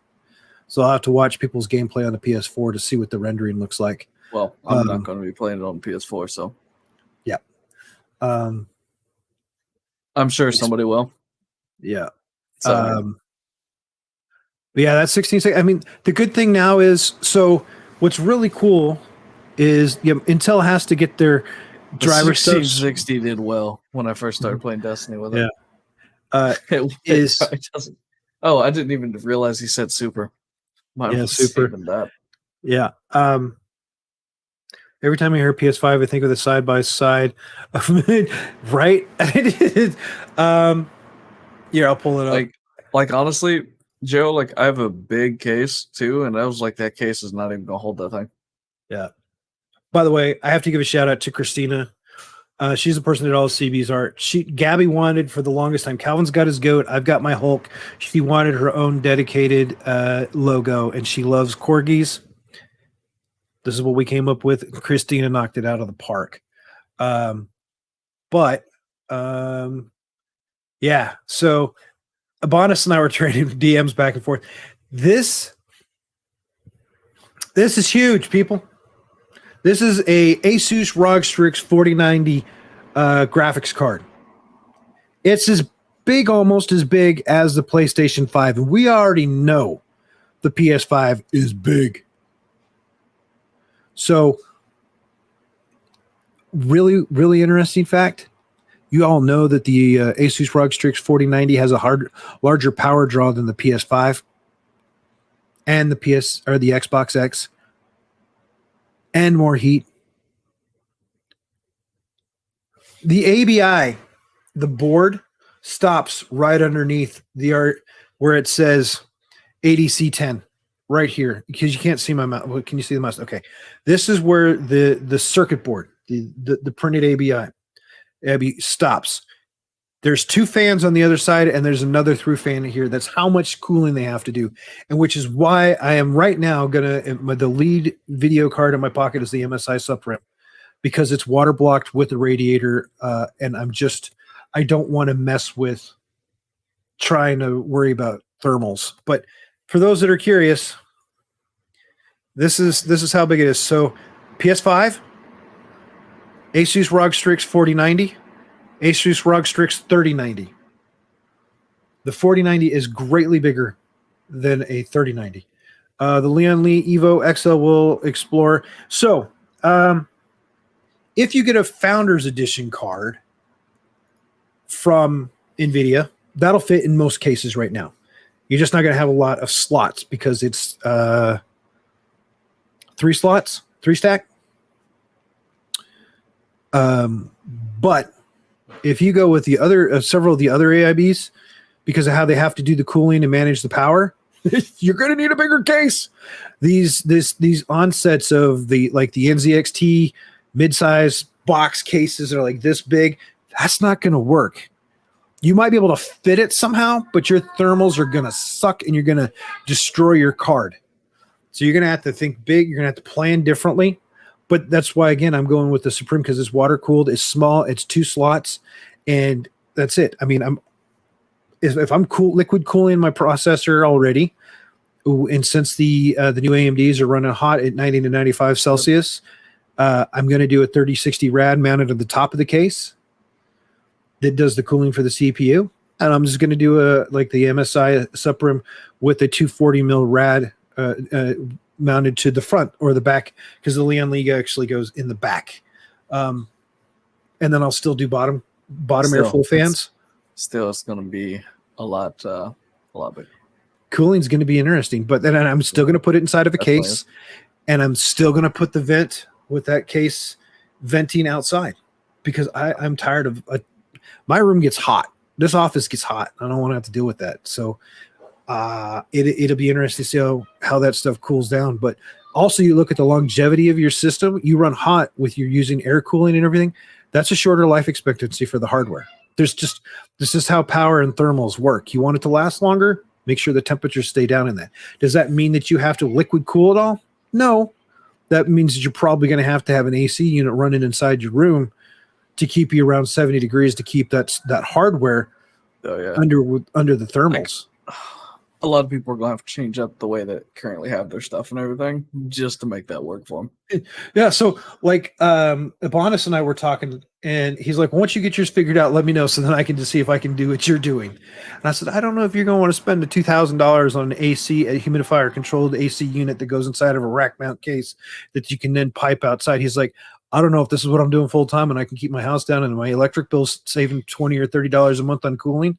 It'll pay for itself, right? I was like, this is true. So is it a solution for everybody? Probably not. But will it work for some? Yes. But for other people, it's like, as it goes along, you'll figure it out along the way. Yeah. So end of the day, yeah. Just be ready. I think we'll see a lot of new games come out. I can tell you right now, again, like going back to Grounded, I have a really beefy rig, but I can't game and stream at the same time.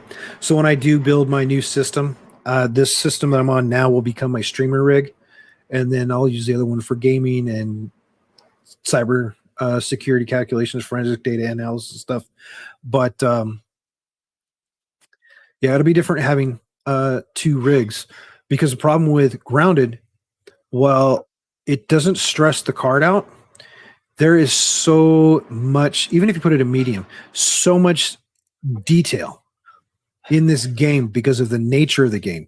The thousands upon thousands of grass blades and moving bugs and moving breezes, spider webs, and all that. The game is by the fantastic. Way, since you'd mentioned Overwatch, did you realize that they're removing the requirement for most of the players for the phone number? That did come out. That came out yesterday. But since we didn't mention it, yep. They are actually. You know when it went live? Today. Yeah, you had the early access and the live today. No, the change. Oh, the change went today. Yeah. Oh, that's good. I wonder what they're going to do Because any Overwatch player with a connected Battle.net account, which includes all players who have played since, whatever, June 9th, 2021, will not have to provide a number. Okay. So, because I know if you have an authenticated Battle.net account, you have to have a phone number, and you can't use more than that. But a regular Battle, in today's day and age, I would not recommend doing a Battle.net account without a multi-factor. Most people use their cell phone numbers. I do know that you can link to like Google Authenticator. I figure I'd say something about it since it was there. Yeah. My rig is using Ultra. Mark, you'll probably need a new case. I'm not going to lie. Because you have, and Gamers Nexus did a really good breakdown of it, but the size of the case versus airflow and design of the case, where the air comes in and everything, with how hot this new stuff's running, even the new Intel processors, the 13th gen, you have thermal issues to worry about. There's going to be your case choice is not going to be about design aesthetics anymore. These weirdly shaped cases for the cyberpunk or the hexagonal or the funky looking crap, unless they're liquid cooled, if they're reliant. Because even my the 5000D, I know the 4000D is big enough. I think the Corsair 5000D is big enough. Hold on, let me look. Could be. I'll tell you in just a second. So it should be big enough, Explorer. However, if you have fans mounted in the front of the case, you may have to take out one of those fans so the card will fit. So be aware of that. And that 5000, is it a 5000 or hold on. We got to make sure I'm looking at the right one. I'm looking at the airflow for it right now. Hold on.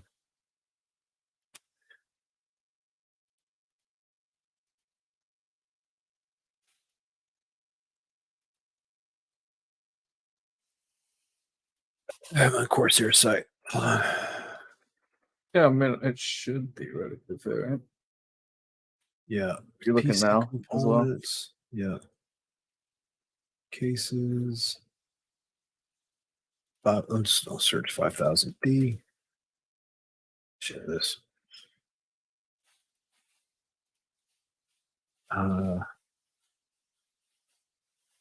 It would. Do you have like the? Well, they're the same layout. One just comes with. I want a side view. So, the motherboard goes here. What is this? What is that? Huh? What is this right here? That's not a pump. Oh, but what is that? I'm not sure what that is. That's weird. That's different. Wait. Look at the bottom one. Yeah, so it's providing RGB animation stuff to all of this. So this is probably not the best example because that won't work. Let's go back one. Let's go back to the regular 5000D airflow. This is probably something more along the lines. It comes out. Okay. So typically you're going to have your motherboards here and your graphics card, the 3090, the 3080 and the 4080 and the 4090 are going to take up 3 slots right here. Okay. So the good thing is you may only have to take out the middle fan, but you're going to have, so you can see them here.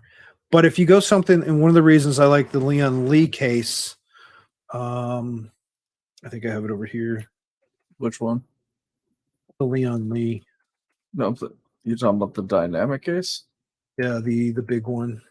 Oh, you mean the one that's sitting over there waiting to be built still? Yeah. The one I haven't building yet. So what I like about this case here is how they do the placements. The fan or the radiator mounts to the back and not the front. So there's no impedance or interference to the length of the GPU. Now, granted, the card that I want to put in here, again, I will run a 360 mil rad. I believe a 360. I know a 280 will fit. I'm pretty sure a 360 I think the 360 CPU will fit though. Will fit across the top for cooling my CPU. And then I will go with the Supreme RPG, RGP, and it'll mount down here. Yeah. Yeah, RGP, huh? Red, green, and purple. Shakalaka, yeah. Yeah, it's supposed to support too. Yeah, I would not put.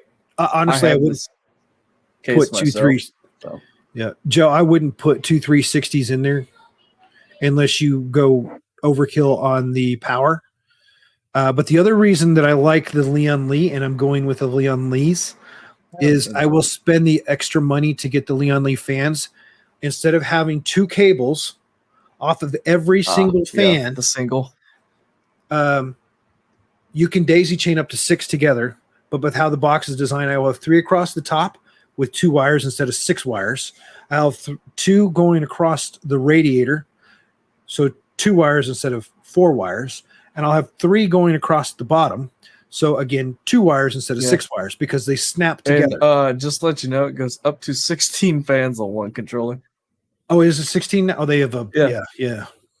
It's because since you were talking about it, I was like, I'll just go look at it really quick. Yeah. But the other thing that I will do that's not pictured here is there's a case mod for the Leon Lee to put an exhaust fan in the back.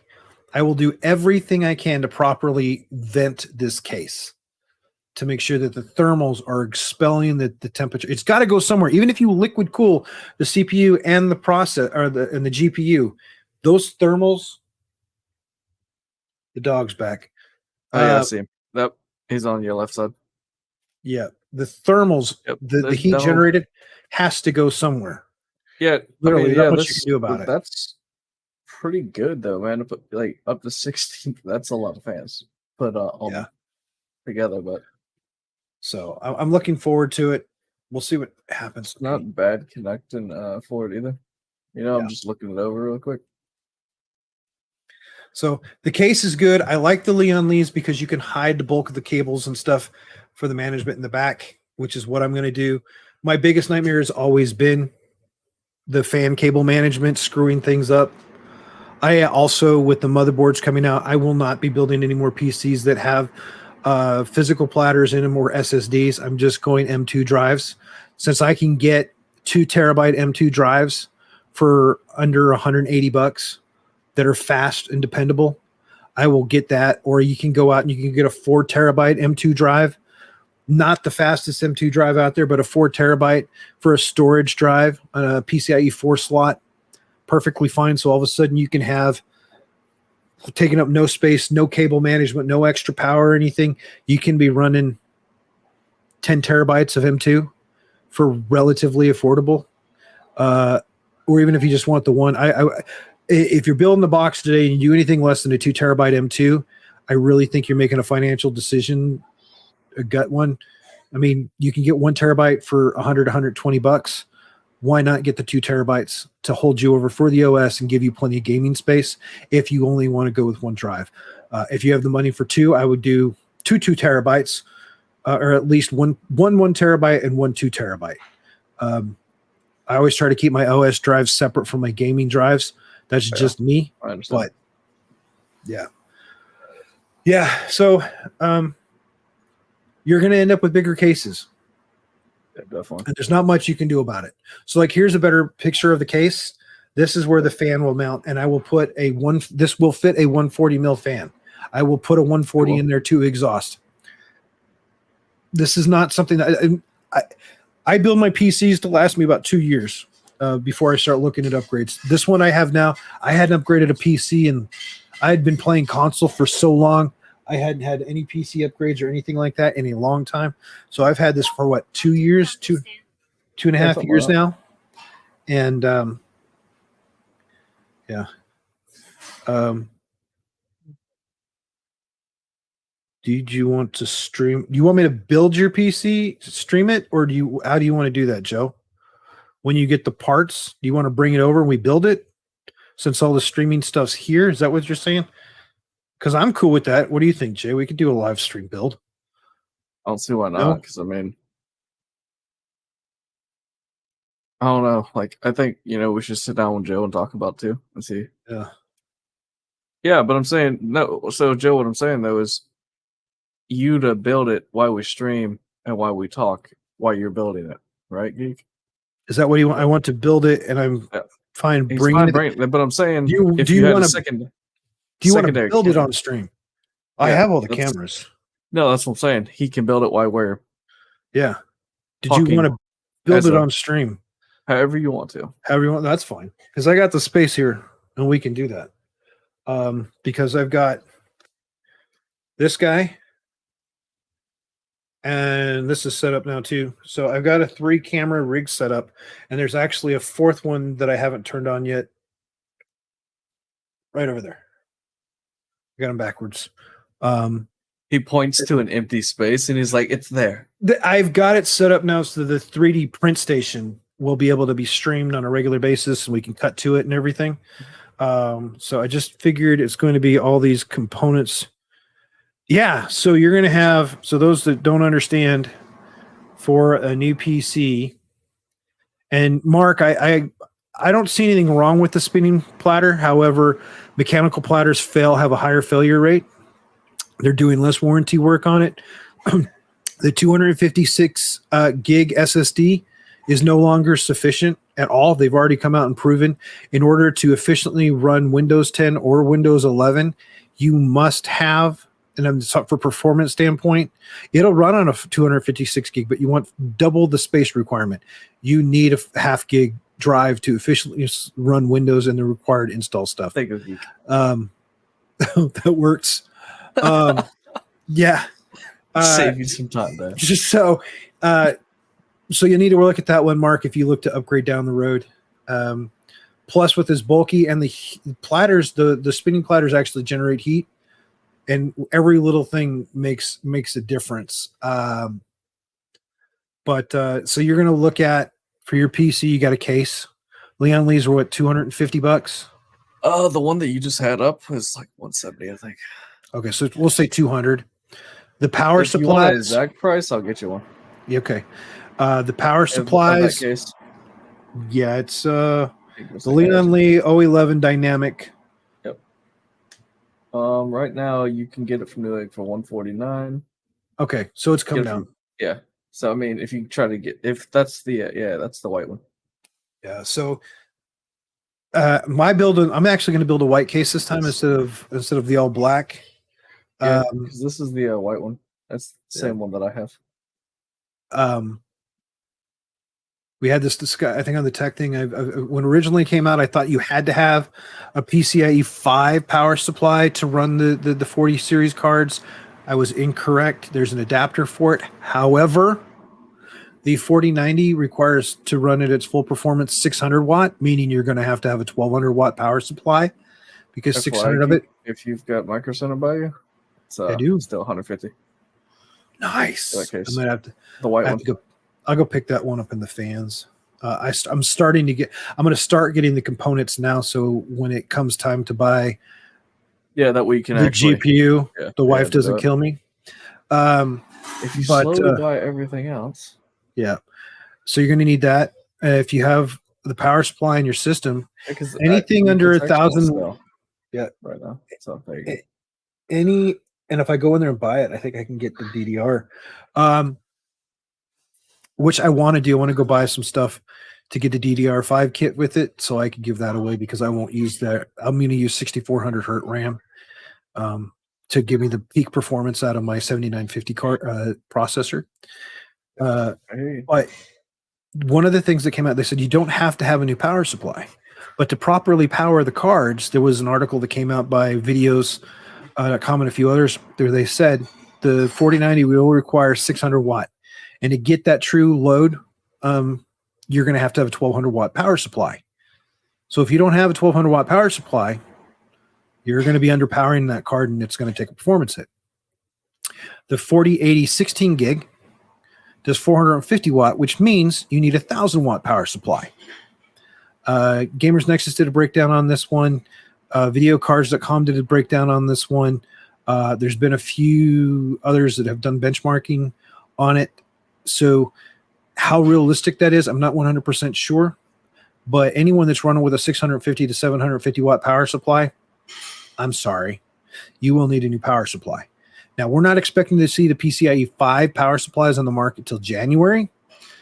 But you can send me the link in DM on Twitter or on Discord, Joe. We don't allow, because of people being able to share malicious links and stuff, and unfortunately porn, links just don't come up in the chats. But I'm going with, because I need the extra power, I'm going to have the 2 pumps in there, one for the video card, one for the CPU with those. So there's 2 radiators and all that stuff. I'm going to choose to go with the PCIe 5 1600 watt. 1200 watt would probably be sufficient. But I never like to go. Yeah, Joe, that's the one I actually have in my gaming PC is the 1200. This is the one that Joe just sent to me. Yeah, he sent them. I'll share it. All right. Thanks, Joe. So it's not a bad price. $300 is a lot more expensive than the roughly $100 to $140 that people get their 850 platinum process power supplies for. Again, when we talked about this before, I don't know how California is going to handle this for the gaming loads or those PC loads and everything else. But this is not a PCIe 5. By the way, this is not PCIe 5, Joe. You will not see PCIe 5 power supplies on the market till December or January, probably. I would say would be the earliest that you're going to see them. That is according to about a dozen different sources, from WCCF Tech to Gamers Nexus to AMD, Corsair statements on their blog site and everything. So if you're going to spend that kind of money, and I know that your system is in dire need of the upgrade. Isn't he on 1080? I don't remember what he's on. I know his box is old. Joe, what are you running anyway? Squirrel moment, but I'm curious now. I know it's loud because it's dying. Does it sound like he's got cherry bombs on it? He's got a 1080 Ti. Honestly, if you're going to drop $300 on a power supply, yeah, that's what I was curious about too, Mark. I would say you need to really wait, dude. If it's a matter, if your PC can last till then, you should hear it. Yeah. Hey, Joe, let me ask this: does it sound like does it sound like when you start up a diesel truck early in the morning? I don't know how many people knows what that actually sounds like, but early cold morning. It sounds like a turbo engine trying to come up, like an air balloon, like you've got a balloon and you're letting the air out. I think that's what it sounds like to Joe's. Not yet. Not yet. Right. Everything. I was just wondering if it was. Yeah. Man. Before my Ryzen 5, I was running. Yeah, you were running old school, Mark. Everything that I have read says that Corsair HX 1200 watt will be sufficient and will power everything. But it depends on a couple of things. That one, you'll have to use the 4-cable adapter, which means you have one cable that goes into the graphics card. And Jay's 2 cents did a really good video highlight on it, how delicate or flimsy that one power port built into the card can be. And you're putting that one cable in, and it's got 4 splits off of it. So you can plug in to 4 ports here, right? To get the proper power. That weight and the amount of space that cable is going to do is going to cause you some interesting cable management. The Lian Li case is going to give you plenty of space for that. But if you have a PCIe 5 power supply, it's one cable, not 4 going into one, just one cable. So keep that in mind. That is the biggest difference. If you don't mind dealing with that and you're not going to move it around, so it's not going to get a lot of weight put on that pivot point on the GPU, you're going to be all right. Most people will be fine. But what GPU are you going to go with? Are you going with a 4080 16 gig? Or are you going to go with I mean, I'm going with I'm pretty sure you're going to go with the same GPU I'm going with. Is that right? The 4090 MSI SUPRIM cooled.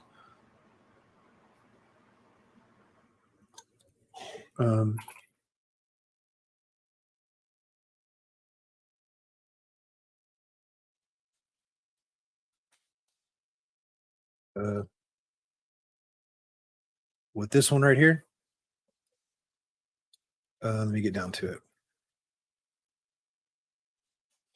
That's not it.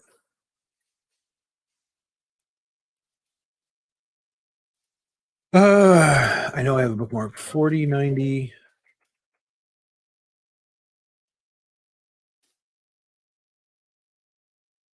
I'll just pull up an image of it.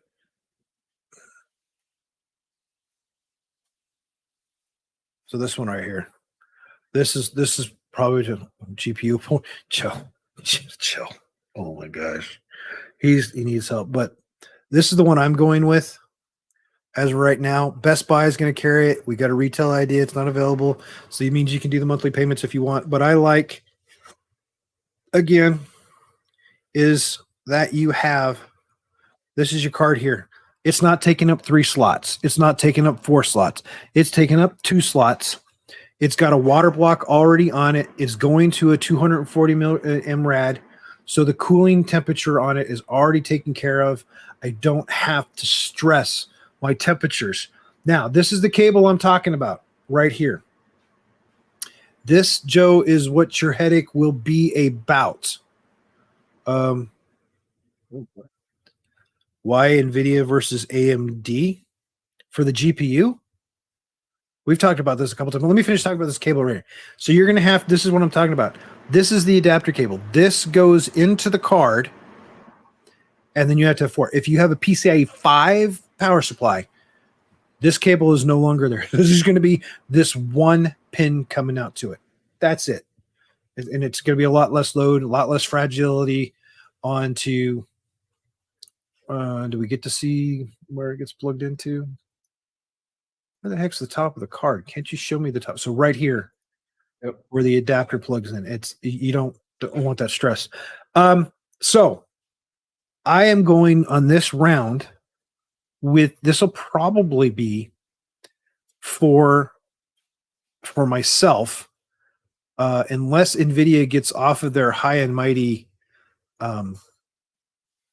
pricing schematics.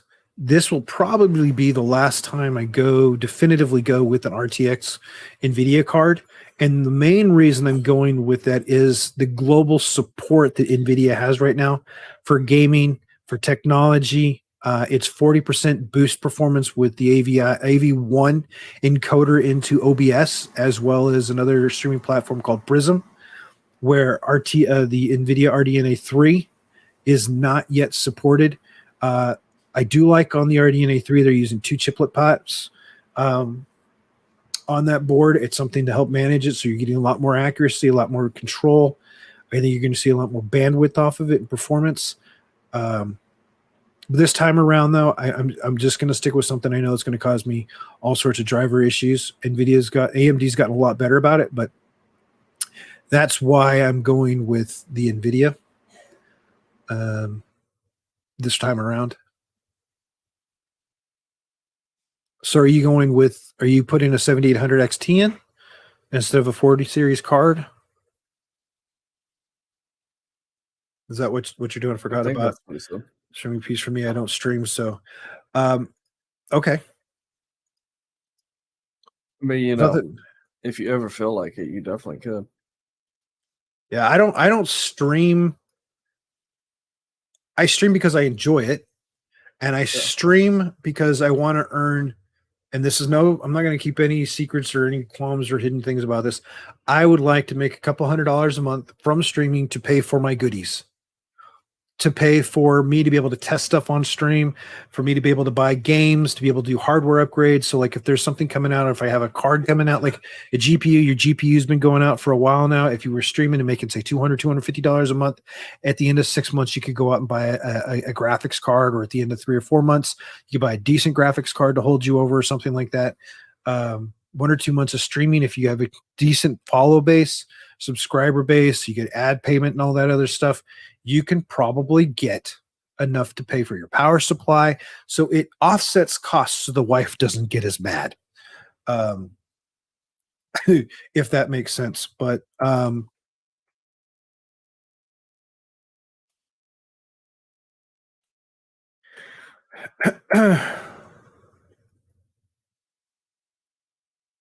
the Nav3, the Navi 31, aka the RTX, the RX 78 XT, that's a decent card.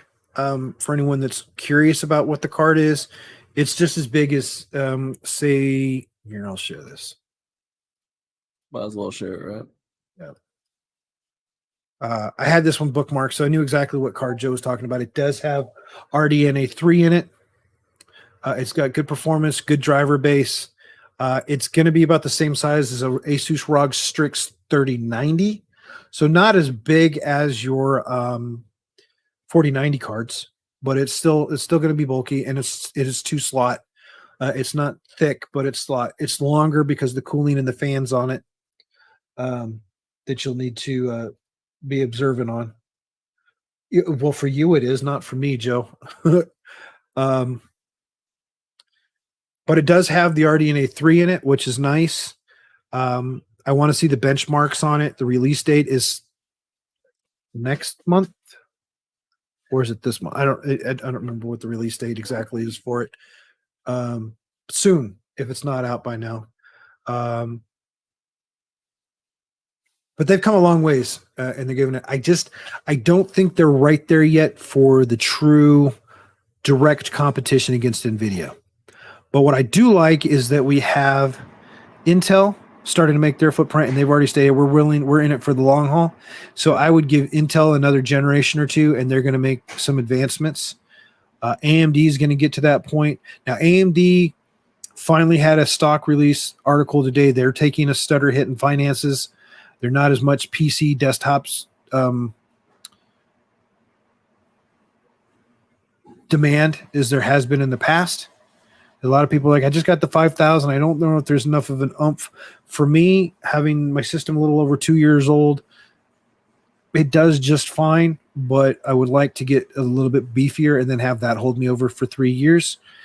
Yeah. But so that aside, you're still going to need the GPU, the CPU. I'm assuming you're going to go with a 7900 or a 7950. Which one are you going with?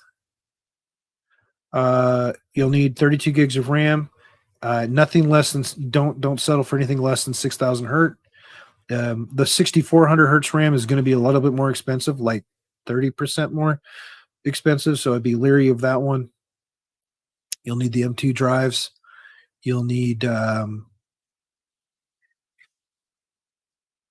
motherboard. The motherboard is going to be the 3 most expensive components are going to be your GPU, your CPU, and your motherboard. Don't skimp on the motherboard.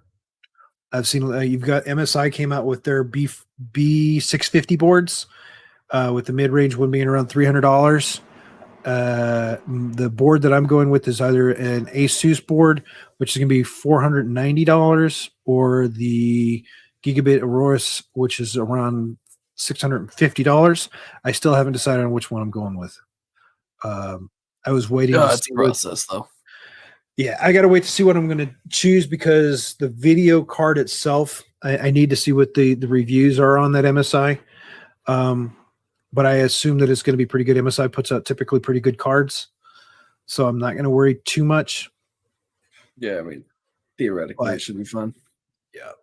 The power supply, That's probably your fourth most expensive component because PCIe 5 power supplies are going to be new and they're not going to be cheap. I'm thinking that a 1200 watt is going to be around $400 or 350 to 400, and then I think a 500 or a 1600 watt PCIe 5 ATX 3.0 power supply is going to run probably 450, $500, maybe more. I don't know. Just have to wait to see on that. That makes a little bit more sense to have, Joe. ROG Strix LC Radeon RX 6950 XT.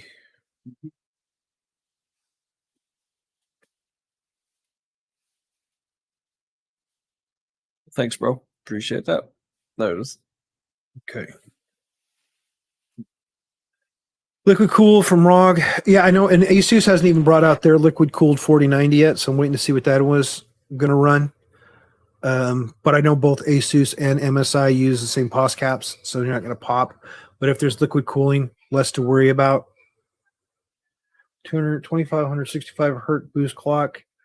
Get something. But that's a decent card. I'm not going to say it's not a decent card. Radeon's come a long way with their cards. Again, though, now is the time to build the PC. You're going to save some money, especially for you. I mean, you don't have to have the latest technology. This is RDNA 2, but that card runs fantastic, and it's a workhorse. It's on almost on par with the 3090. It's almost on par with the 3090s. It's definitely equal to a 3080 in performance across the board. Not bad. I'm not going to complain against it. If you would have asked me a year and a half ago, I would have been, I don't know. It's a pretty good budget, dude, for that. But the definitely budget is. So, yeah. You could go next gen easily. Yeah. And get, because I think I priced my rig out and it was around $4,200. With the bulk of the cost being the stupid GPU, $1,750. That's yeah. But I mean, you're gonna do it anyway, so yeah. I just have to again stay as I'm not going to build until probably March or April, so I have time to build it and get the parts. I'll start with the non-driver specific parts: the case, the fans, the storage, the RAM, and then I'll start going to things like power supply, and then I will get a motherboard. And the reason I'm trying to wait, I want the drivers to come in. I want the BIOSes to be able to be updated. Even if I have to flash the motherboard BIOS, I want to be able to flash that. So I'm not dealing with the initial launch stuff and mismatches and everything else. Then I will get my processor because I'm still waiting to hear if we are getting a 7950 X3D, and if we are, when. And that'll determine when I get the processor. If they decide not to do one, I'm just going to get a 7950X. Hey, did you see what he said there too? Oh, you're perfectly fine. We don't. It's content, man. He was like, streamers don't care. Someone presents us. Hey, great. I'm going to give you free content. I'm giving you free content. Done. Give me the free content. Man, I gotta come visit now while you build the PC. Oh man, you're welcome to. Yeah. And then yeah, I mean, Joe, who doesn't love barbecue, right? So I think overall, I think your high-end PCs, you're going to spend, people will spend somewhere between $3,500 and $4,200. I tried to go out to Power GPU to see what their cost was going to be, because I saw that Sweat got sponsored by them. They don't have the 40 series GPUs on their boards, on their site yet. I don't think they have the DDR5 stuff all the way around. Where they have the processors and the RAM and the motherboards. So They were putting it around $4,000, $4,500. So you're right in the ballpark. For now, I think she'll be halfway closer soon. But yeah, so IN PCs, they're going to be always be around $3,500 to $4,500. I'm just glad that we can now get people into a decently powered PC for around $1,800. You go with the Intel A7 7770, even though it's got some questionable physical build issues to it. The fact that they've got the drivers and the XeSS going out, and that you're going to be able to get comparable performance to a 3060, 3070 card out of it, and it's under $400. I think the fact that we're back down to $1,600 to $1,800 PCs that will play almost everything is phenomenal. People like myself, we have way different use cases. But that's also like I have the use case where, again, I'm going to refer back to what we were talking about with anti-cheat being too invasive. I don't just use this game to stream into game the system to game and stream. I actually run full-on VMware labs and forensics labs and test study labs and everything on this box. Otherwise, it'd be a waste of my resources. I'd have absolutely no reason to invest the money I did on it. Yeah, because I mean, like for what I do with mine, yeah, it definitely does get my job done. But for some stuff that I want to do, it's sometimes it's kind of pushing it too. So it just really depends. Yep. And if I can get my 3D modeling and everything working correctly and start being able to offer 3D prints Joe, as a service. I'm just gonna put it to you like this too. I know you're saying your PC performance being a toilet for D2. Your PC performance until you have played at Slap's level. Yeah, he did a GM at 20. He did Slabs did a freaking GM at 20 to 30 frames per second. That was insane. He just full on carry. When I saw that, I was like, wow. Wow. That? Yeah, man, it was down there, man, to be honest. But yeah, so I'm just happy that we're going to have PCs like that, and it's not going to. And then it's going to come back to a lot of people are like, I don't want to mess with the nightmare because we'll go back to the Bungie statements and everything else, where they're talking. Well, it's just going to go with console. We don't have the performance issues, and I'm like, you want to bet? You've got performance issues on console, especially since the game is no longer optimized for PS4 or One X. It's just not. They're doing a lot better job about maintaining performance on PS4 and PS5 than they are on Xbox, and Bungie's going to get in trouble for that. That's been that way since Sony came out, and they're like, "Oh no, we don't do that. We don't do that." But when you can see all the posts are coming from the majority of the posts are coming from people playing on Xbox and PC. Sony owns Bungie now. They're going to definitely make sure they don't piss off the parent company and have performance issues on their own platform. So Outriders is not okay. Outriders came out and said they are never on, or were they ever expecting to be on a level of Destiny 2? Destiny is a game as a service ever evolving with multiple open world locations. Okay. Outriders is standalone. You can play co-op, and they have that ability for people to go and cross-play in co-op. They have a set number of points that you can go into and a set number of loads. So it's not going to be anywhere near the performance issue. Plus, Outriders isn't built on top of an archaic game engine. I believe Outriders was originally built on Unreal 4, and they could be and might have migrated to Unreal 5. I'd have to go. I knew it came out originally. The beta was on Unreal 4. I don't know if it's moved up or not. Like that's I don't know. Yeah, the good thing is if you built on 4, the upgrade mechanic to move to 5 is simple, fairly easy as far as my understanding. I'm not a game developer, but my understanding, having read several extensive video articles on the process, it's pretty seamless. You have some checks and balances, but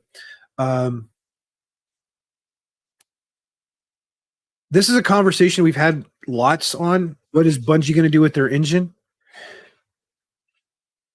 They need to do something, because right now I feel like it's a hybrid of their Tiger versus some sort of bunked out Unreal something deployment. Nobody knows for sure. They don't talk about it. If they could give us a technical roadmap That would be fantastic. I don't think we're ever going to get that. I don't care about guns being nerfed, changed, improved, perks being changed. I don't care about emblems. I don't care about triumphs or seals or any of that stuff. Yeah. I want a game that's got performance, and it's not going to be long. We've said this for a while. It's just going to take one game coming out to offer real legit competition to Bungie. We were hoping Halo would do it. That team dropped the ball. First Descendants won't do it because it doesn't provide PvP, doesn't provide transmog. We don't know how big the story is or the content is or how evolving it's going to be. But the First Descendants is free to play. It's not a paid game. It's free to play with microtransactions. So how much, I don't know. But there just needs to be some sort of competition. You see the Destiny 2 community, the player base, the guys that are veterans, diehard players committed to the game, they're leaving. They'll do the first couple of weeks of the season and then they leave. I can queue in. I can do look at the first 4 weeks of the season. I can do LFGs all day long. By the 5th week, those LFGs have dried up. It's just Bungie doesn't do it. That's going to be the game doesn't hold like it used to.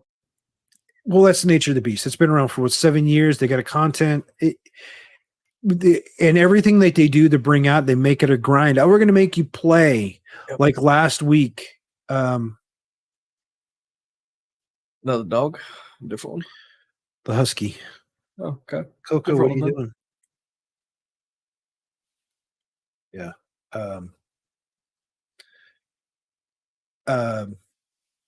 You know, it is. I just, we have enough games. My problem is with a lot of the games that we've looked at coming out is they're standalone games, single player. I want co-op.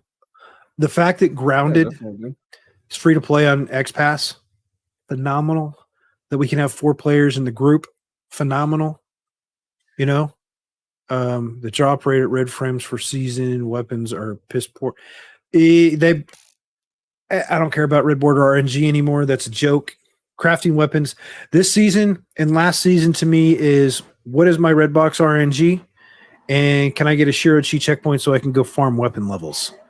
Example would be one of the seasonal seasonal challenges this week is to level 3 craft level 3 seasonally crafted weapons to level 10. Now I'd already done that, but I had to do a 4th one because apparently one of them didn't count. So I had played enough of the game that I had plenty of RNG on my side. I've gone into dares a few times. I still haven't gotten a red barter blue sword, and I need one more for the BXR scout rifle. So at some point, I just need to go drag myself into dares. It could be like you pulling a Bobby trying to get that shotgun. Oh wait. Oh yeah, I was with Bobby. I ran it a few times. It got really mad because we did it 4 times in one day, and I got 3 shotgun red boxes. I literally finished my shotgun off. He didn't get any. I got 4 in 3 runs. 4 in 3 runs. It was 4 red boxes in 3 runs. It was crazy. But it's like I look at Wellspring. I had to run Wellspring 96 times to get the last red border bow. I had a total of 4 red boxes drop out of those 96 runs. And I did manage to get the last 2 exotic blueprints for the glaives. So I have all the exotic glaives. But 96 times. Bungie's RNG and force. So my problem with the game with Bungie in this case is they have some reality issues. To complete a triumph for the last season with the duality, you had to get the sword from the dungeon. I did a solo flawless of the dungeon. I farmed the crap out of the dungeon every week on all 3 tunes. And it took me, I want to say 7 weeks to get the sword. All right, I've run with CB now and Scuda and Doughboy, if he's still out there, and everybody. We have done weekly 3 runs for CB and Doughboy and them to try and get Touch of Malice. Scuda and CB still don't have it. 21 attempts. Easy doesn't have it yet. And Easy did day 1. And he's farmed it all day long. So their RNG log algorithms and stuff is just extremely out of touch with reality. They're like, well, we're going to cater to the new players, and you don't cater. You don't give anything to the people that do play the game, that pay to play. And you don't cater to them. They don't care anymore. And as long as they're starting to throw face back into those that play it, that pay to play, it feels like an insult and not worth my time or my energy. The only reason I still play is because I have thousands of hours vested. I play with friends and I spend some money. So I'm not going to completely walk away from it yet, but I'm pretty sure after Lightfall, I'll be done. There'll be plenty of other IPs. Ashes of Creation that I'm watching pretty closely. It'll be out in the next 2 years for multiplayer. Avowed. But Hogwarts will take up a significant chunk of my time. While it's not co-op, I can play it. I can see Jay playing it. We can be streaming and we can be chatting, doing different things and still be enjoying the game.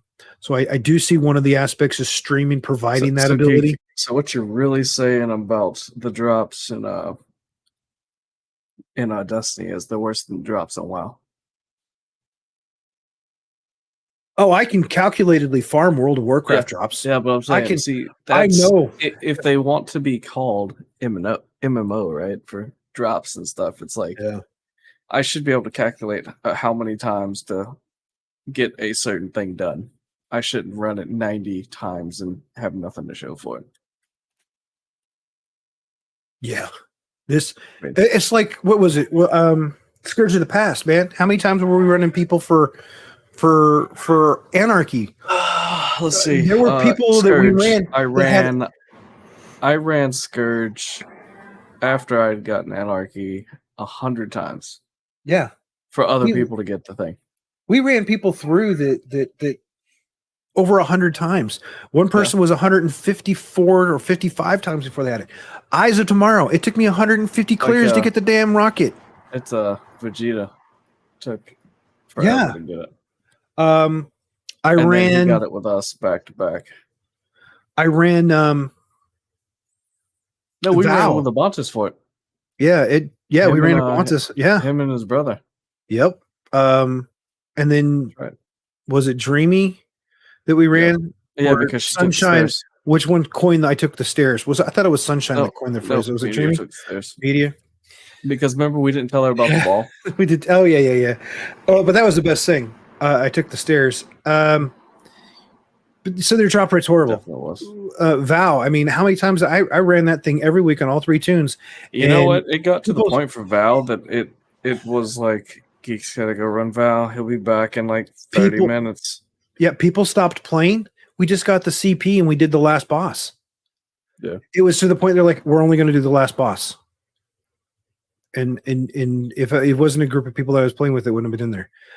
Bob says, I'm returning to artwork and talk on Switch since some games are doing that crap to players. Will be doing. Bob, I wouldn't rule out gaming. I would say do what you're passionate about. All right, so look, Bob, I'm gonna put it this way because I've never been a huge fan of shooting and looting. Right? Me either. I've always been a RPG player. You know, to go off on my own little journey in my own little world. So for me, it's worked out like that. That's what I prefer to do. And so, like, I was even telling Bobby about Guild Wars. So he's actually gonna try Guild Wars. Okay. So I told him, like, hey, if you mess around with it, then no offense, I'm not doing Star Ocean. I'm sorry. Yo, I've looked at it. We tried the beta. See, I didn't try the beta, and I'm kind of glad that I didn't. So. I tried the beta. Jay was in chat with me. The graphics feel like they're 5 years old, and that's what turned me off. So what you're saying is, so it's what is it? So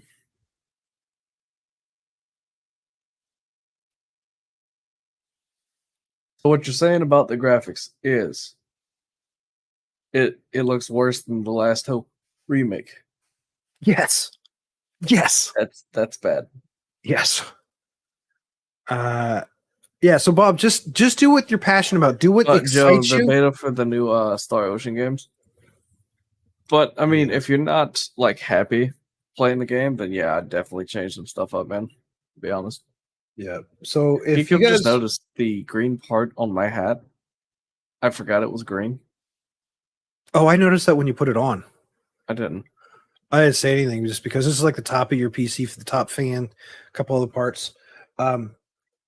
If you guys go to What it is? The Discord, and go to, there's a section under gaming news.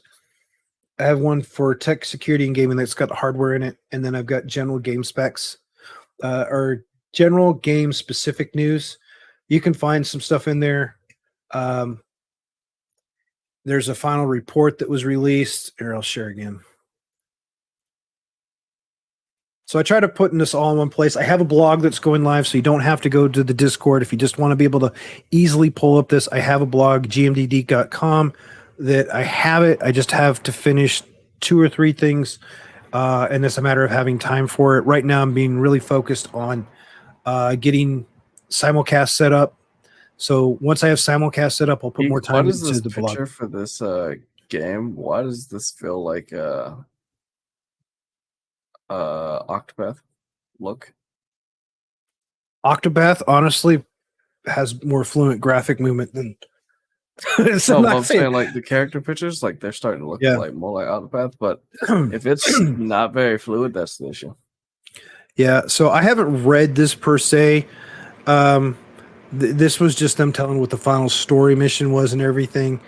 But the reviews that I've read so far from the demo, everyone is like, remember when PSO2 came out and people were just really, really upset about the graphics?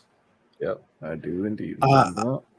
That's where they're getting destroyed. The demo is picking it up. And after having played, I only managed 10 minutes of the demo. I went back and played another 30 minutes. We were in chat and you turned it off within like 5 minutes. Yeah. I went back and I played like 20 or 30 minutes. I like the combat. Combat's still the same, but the graphics, not $60, man. If it goes on sale for 15 or 20 bucks, or if it comes to the X Pass, yeah, maybe. But the graphics were so painful. And people are like, oh, PC players are elitists. They don't like 8-bit or anything. Y'all, I grew up on 8-bit. I grew up on Commodore. I grew up on Atari. I grew up on 5 1/4-inch floppy disks. Joe, this is when I could use that get off my lawn thing right now. Yeah. Like, it'd be perfect to just display get off my lawn. I played enough. And the fact is, when you have better graphics in Sonic Frontier than you do in Star Ocean, and it's a mix of retro graphics and modern day graphics, that's saying something, okay? That's saying a whole lot. That's rough. And this one I'm going to play. I'll play with my kids. My kids are interested in this one, which means Dad's going to have to play it. That's just... That's rough though. The graphics feel better in that. Oh man! Sent me a get off my lawn. Yeah, I have that one. Get off my lawn. I love Clint Eastwood. And it's true. Yeah, it is definitely true what people say. The older you get, the less you care about pissing people off. Yeah, I'm there. I remember at work until about 3 years ago, I was probably the most gung-ho, go get this done, make everybody happy, people pleaser environment. And even at my new job, I'm polite, but they know that, hey, Jerry's just going to speak his mind. He's going to be completely honest. He's going to ask some point-blank questions. I think I'm respected. But at the same time, I'm just like, no, I'm going to call BS on that one. And I'm going to call it the games and everything else because I am who I am. And unfortunately, there's no me. I'm not changing who I am. So, yeah. And I wouldn't expect anyone to change themselves to be my friend, to game with me or anything, and for me to game with them. We are unique and we make ourselves up. But so you're Dilbert? Oh, man. No, I'd say more American Dad. Or Clint Eastwood. Clint Eastwood fits it best. So no, I won't be playing Star Ocean. We talked about it a few times. Unless they do some sort of graphic update, I'm out. Yeah. I really wanted it. I do know that we have Persona 5 coming to the X Pass this month. I'm kind of looking forward to playing that. We have the beta coming out for the first Descendant. 14 days. Yep. We have the first Descendant beta, open beta, coming out on the 20th, and it goes for 2 weeks, I believe. Or is it 1 week? 1 or 2 weeks. So it'll be good to test and try that out. Hogwarts doesn't come out till February 10th, which is birthday. God of War. Yep. God of War comes out in November. So I've got games coming out. There's something coming out in December. We didn't really focus on that one. But we have games to play. I still want to go finish playing Grounded all the way through to the story. They said you can finish the story campaign in 20 to 30 hours. I get sidetracked a lot by the building. I love the building aspects of this. I think we both get distracted quite a bit because that's the reason why that place ended up being so big. Yeah. I got distracted. And so yeah. why not? I started bringing over stems. There's a problem with where we built the base, right? There is now stems aren't anywhere close. Plus, there's a wolf spider. Yeah, there's a wolf spider that patrols there now, and he can break the wall. We need a thicker wall. We need the sturdy wall, which is what I started cutting down and stacking over there. So there's stacks. I haven't started building anything. We need to raise the ceiling to be higher. Yeah, a double height. Yeah, because it was essentially just done to get an idea. Right, to give a shelter. You can do it like a halfway thing. Yeah. So I've started gathering materials. The dew collectors are on the roof.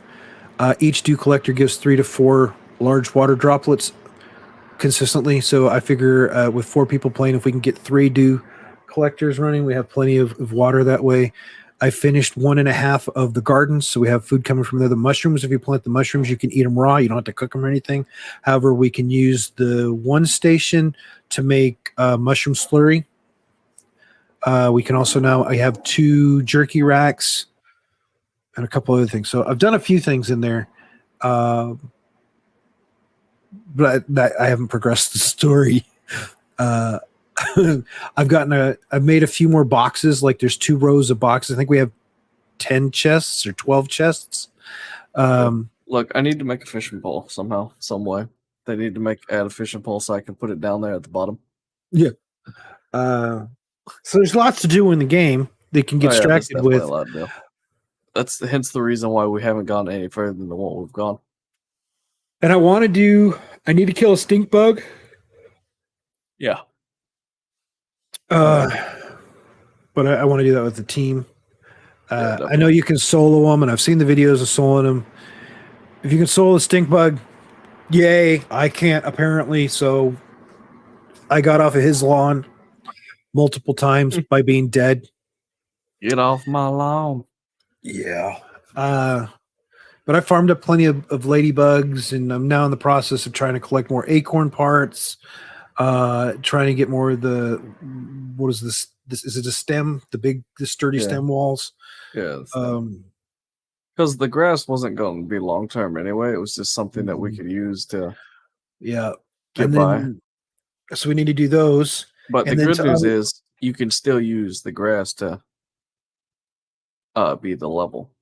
Yeah. Floor. And then to upgrade to the next level of household goods or ovens and all that other stuff, we have to progress a bit further into the story. We have to kill more bugs. We have to get the better armor. I want to run around with ladybug armor, but we need to kill some wolf spiders to be able to get some things so we can make the spider armor, which is considered one of the best armors all the way around because it doesn't kill your stamina, it gives you good defense, all this other stuff, which is there's lots to do. I figure I'll probably play the game. I'll probably get 100 hours plus into the game before I beat it. That's my best guess.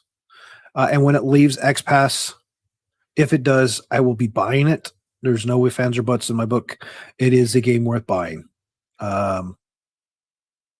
which I haven't said in a long time. It's not a big game. It's not like, oh my God, this is the most epic game ever. But I'm having a ton of fun playing it. And for a survival game where you build stuff, that says something. I haven't been into this type of a game since, I would say, Age of Empires.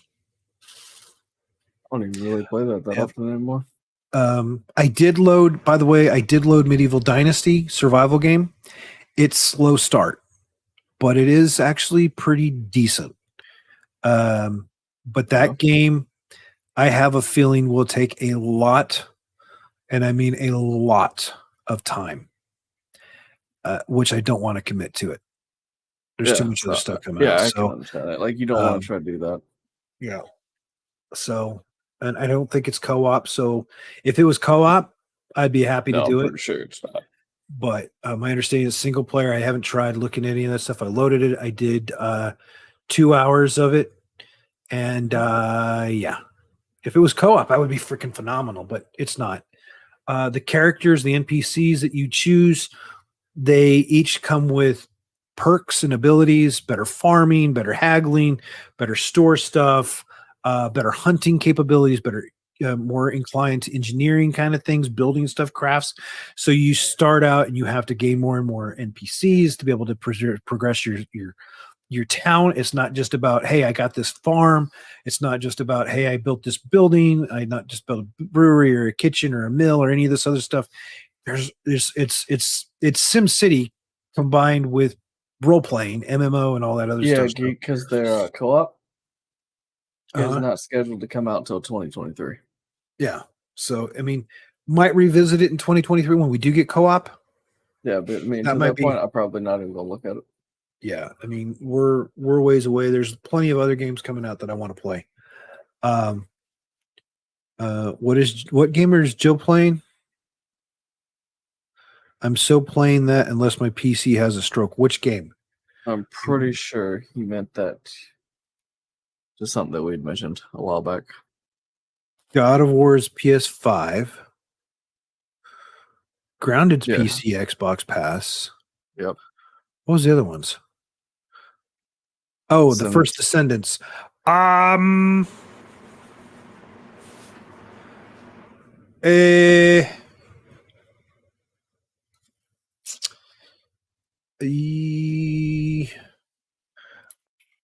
know if a 1080.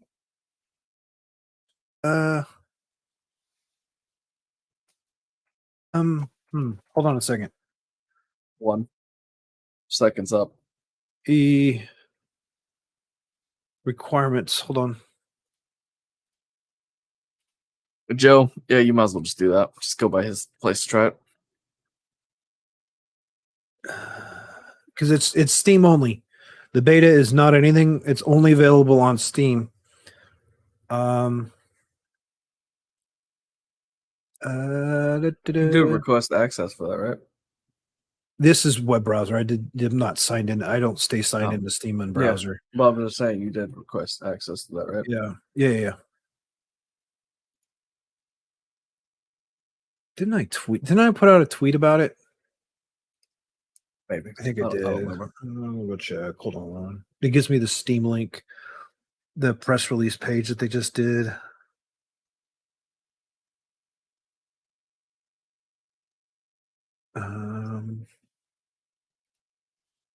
No, it's all good.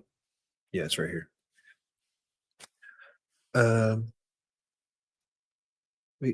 Wait. Wrong.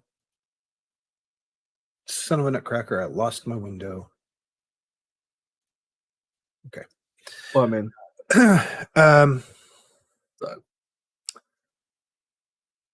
I don't think it plays on a 1080. I think I don't remember what the system requirements were.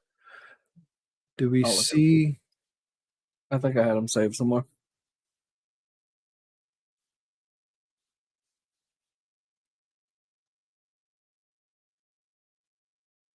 That's right here. System requirements, minimum. Oh, he can do it. It's a GeForce 1050 Ti. Recommended is a 2060. You can come over and try it here, dude. I don't care. That's fine. I think you'll have a better experience here. Just saying. But it should run. I mean, it should run on your box. I mean, definitely. Yeah, I mean, I don't see why it wouldn't. Yeah, which is what you don't want to do. I want to play the game. I want to be able to enjoy it at medium settings or better. So I do like this part here: broadband internet connection. Yeah. But yeah, I'm looking forward to seeing how that plays. Yeah. They came out and stated here again that I'll share the link that they're not doing consoles for the beta. It's a single player game. There's no level difficulty stuff. Basic field missions do not have difficulty levels. Some of the co-op components do, like boss raids will be divided into several difficulty levels, which is nice. Something they've asked for repeatedly in Destiny 2, haven't gotten. There's no PvP content. They came out and said, at the moment, we'd like to focus on creating the best PvE content possible. So there's no PvP. Fantastic. I'm sold already. You're not trying to cater to one group to piss off the other group and the other group back and forth, which is really, really annoying that we've seen, because it's caused some of the most toxic arguments in the Destiny 2 communities going head to head against each other. You cannot customize your character. We believe the most important factor or descendants is their unique characteristic, including their story, voice, and combat style. His development team hopes to keep such uniqueness in characters. They're not adopting character customization like MMORPGs. Don't think transmogs. There might be skins and stuff you can buy in, I'm thinking, in their store, since it's a free-to-play game. We just lost Jay. He'll be back in a second. Is there a chance the game will be available in other languages? The test audio language will be English, but they do have some international languages: English, French, German, Japanese, Chinese, and Korean for subtitles in the UI. So, yeah, we're looking for that one. I'll be playing it. I don't particularly know. Welcome back. I don't particularly know how much content's going to be in it. I'm hoping that, because, as I said before, you can go and you can sign up for their beta if your access. I've already requested access, and if you load it, it will tell you that. Let me go look at it. The First Descendant store. Ooh. All right, let me try again. So right now, I've gone in the First Descendant Steam beta. You've requested access. Keep an eye out for an email notification from Steam when the developer is ready to accept more participants. They stated in that news article that I showed earlier that they have not released. Ooh, what is going on here? Oh, Jay is not in the stream. Okay. So you've got me up front in the center, y'all. Till he gets back. I can't make myself smaller unless I share something. But he's having a technical difficulty, and he will be back shortly. So yeah. Anyways. Wow, we went 3 hours tonight. I was not expecting to go that long. Some of the other games that I'm looking forward to.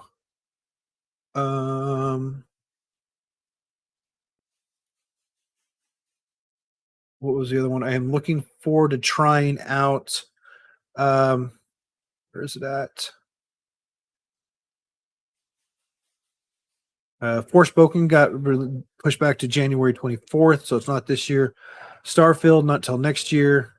Valkyrie Elysium is November 11th. I might try playing that one. It looks pretty decent again. But I've got a lot of games I'm going to be playing between now and then. I'm looking forward. I'm watching The Lords of the Fallen to see what news and stuff comes out on that one. So expect once that gets once it gets closer to a release date, I will share more and more information about that. Gollum, Lord of the Rings. I'm optimistic for. not 100% sure on. So just bear in mind on all that other stuff. Hogwarts, though, that can't come soon enough. One Piece Odyssey, I have loved the anime. I have managed to make it all the way through episode 1 to current on One Piece. Freaking phenomenal game or anime. And since I've played Demon Slayer, the game on Steam, I should Steam that sometime. Fantastic adaptation that stuck to the anime really, really well. I have a hope that One Piece Odyssey does the same. I keep waiting for Fairy Tail to go on sale. It's got a mostly positive review. Came out 2 years ago, roughly a year and a half ago. If it comes on sale for $30 or so, I'll buy it. I haven't played it. I've watched the gameplay. I'm a little apprehensive on it, but that's where it is on those. I think Jay rebooted his PC, so hopefully he'll be back here in a minute. But got you on my 43-inch TV. Looks like you're here in Montana. Sorry, geeking high def. There you go. Actually 720p, since Stream Deck or StreamYard does not let me do 1080p unless I want to kick up $50. I'm already paying 25.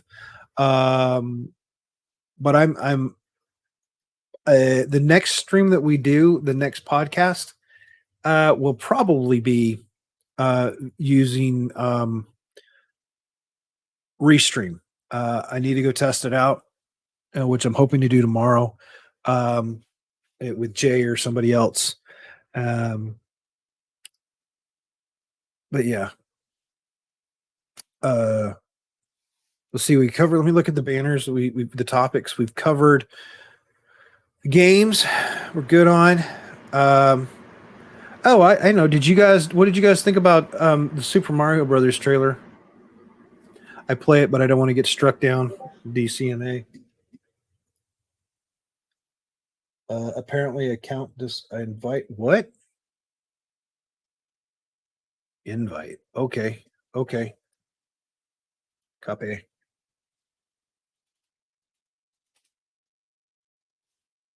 Okay, Jay's coming back in. We're gonna have to fix this afterwards. I'm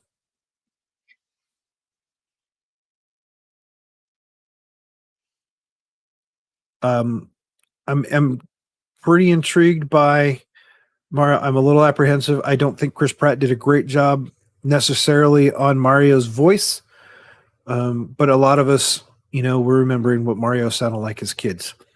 So it could be better. We'll just have to wait and see on that one. I did want to talk a little bit about the leaks that came out for the 4090 and the 4080. The 4090 shows to be approximately 82%, up to 82% faster than the 3090 in many cases. And what was it for the 4080 16 gig is approximately 62% faster than the 4080 counterpart in most cases. So you are looking at significant performance in increases.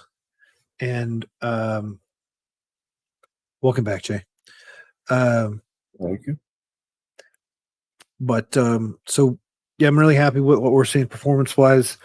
I can't wait to see comparison benchmark tests between the 40 series and the 7000 RDNA 3. Once we get done here, though, we're gonna have to re-add myself so I can actually comment and chat with the stuff. It still shows you as an administrator. Yeah, it didn't even show when I was at my StreamYard stuff. So you're gonna have to take that off and redo it. Okay, we'll do that after the stream is over. All right. So yeah, we were talking about that. We were talking about the benchmarks; those are good. Mario, Chris Pratt doing Mario's voice. I'm torn on it. I don't want to hold it against him. We got just a couple seconds of a soundbite, so you need to understand. Plus, we can't compare the old Mario voice from when we were kids to the current one, which I think they need to get past, because I keep forgetting that games today, a lot of the movies and stuff are kids, and they don't know what original Mario was. They want to drive all that new stuff. So be interesting to see. But I'm more intrigued by the fact that Nintendo bought Dynam Picture Studio with the intent of making more videos, whether it be cartoons, animations, live actions, or whatnot, based upon the IP that Nintendo owns. So, depending on that one, we could see some really cool stuff coming out of Dynam Pictures, which is expected to be renamed Nintendo Picture Studio in the next couple of months. But I'm intrigued by that one. What is Joe picking me here? An AI program flawlessly cast Tom Holland as the Legend of Zelda. Wait, what? What? What is this? Did you see this, Jay? Yeah, he just sent him. Art made with artificial intelligence is starting a lot of conversation, dude. Yeah, this is going to be. This is actually a topic that I have on set for my Tech Talk 90-minute Tech Talk stream on Wednesday, where we're going to go straight into the whole AI creation and how they're using machine learning and AI to help develop and bring in facial characteristics and all this stuff. I did not see this story, which surprises me because I spent probably about 2 hours researching Yeah, the because new I AI didn't stuff. see that either. So that's why I was like, oh, interesting. So that'll be Tom Holland as Zelda. Yeah, that's Link, actually. I think that would be great. I can imagine him doing the voice. I think he'd do really well with the voice and the character. I think that would be, huh? Who knew?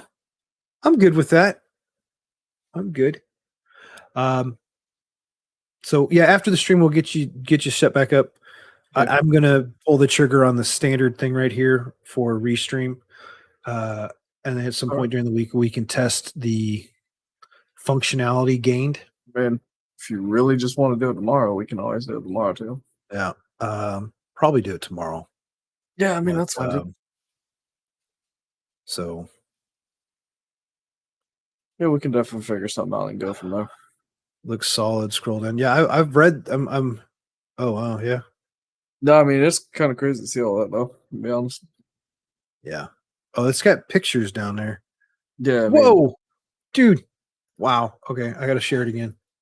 Emma Watson. It put Emma Watson in there, dude. Yep. Look at that.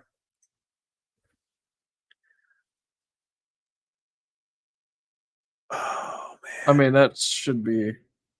If they cast that, that would be. Could you imagine that live action or as a game? Okay, now I'm gonna say this right here. Tom Holland with the Surfer Boy dude. This looks better to me than this. Yeah, I agree.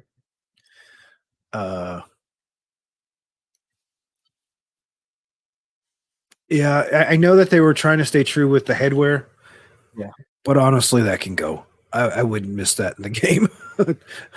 Just saying, you know. Yeah.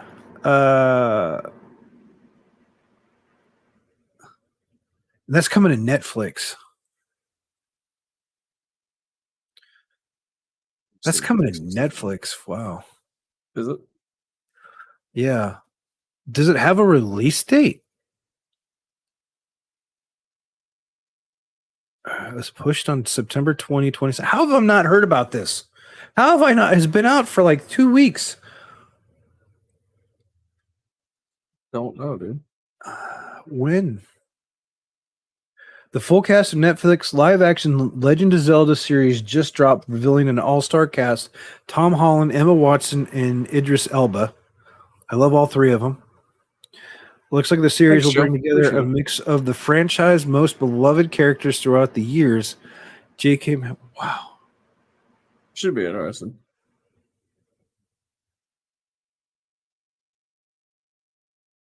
That's for sure. Joe says enjoy and you're welcome. Oh,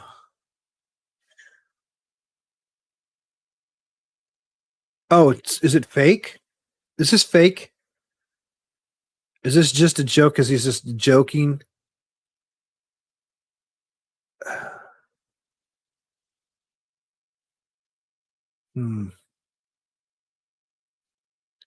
Okay. Okay. That's going to make me mad. I'm going to have to look that up later. Yeah, sounds about right. I mean, still, if they actually do like that, it'd be pretty cool anyway. Yeah.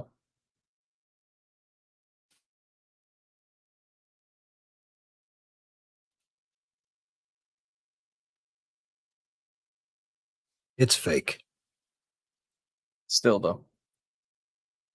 I'd love to see it, but it's fake. Yeah, I mean, definitely would be nice to see. That just sucks. Okay. Joe, I hate you. Got my hopes up and then you dashed them down, man. He said, got you up here and then smacked you all the way back to the earth. Joe is now Bungie 2.0. So, all right. Jay, you got anything else? Bungie. Yeah. You got anything else for tonight? No, after you call a man Bungie, like I just got a call tonight after that. Yeah. You literally called this man Bungie 2.0. Brokeback Geek. I've never been Brokeback Geek. I've been Crippled Geek. It's rough. But yeah. Man. 14 days, Geek. You gonna stream it? Probably, because I'm probably gonna get it on PC, obviously. Because I mean, I would love. So one of the things I'd love to see, because I see a lot of questions from it still, is people don't understand how to play. Yeah, it was all right. So my thing is too, right? So when I actually played Royal, this is what I'll end with here. But when I actually played Royal, I had played the original one so much, I know the exact path through. Like I know everything that I need to do to get there. Yeah. I mean, it took me probably 400 hours on the Royal to finish the Persona Compendium and everything. Yeah, so the campaign's easy enough to figure out. The mechanics of the game are easy enough to figure out. Where I found a lot of people are struggling is I've talked to various people. It's probably the a lot forging of the the person. Yeah, the so socialisms. The persona forging. Because all right, so to get those certain items, the top tier items, though, you have to have been able to max out that social link, so you can actually go to the chair, get the item from it. Are you going to do with a gun? What are we talking about now? I believe that's a game. Wizard with a gun. Probably not. If it's the one I'm thinking of, no, I'm not. It's not my graphic. It's better than 8-bit. But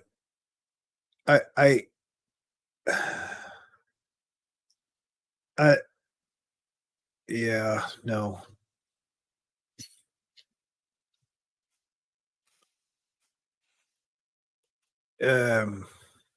It's on Steam.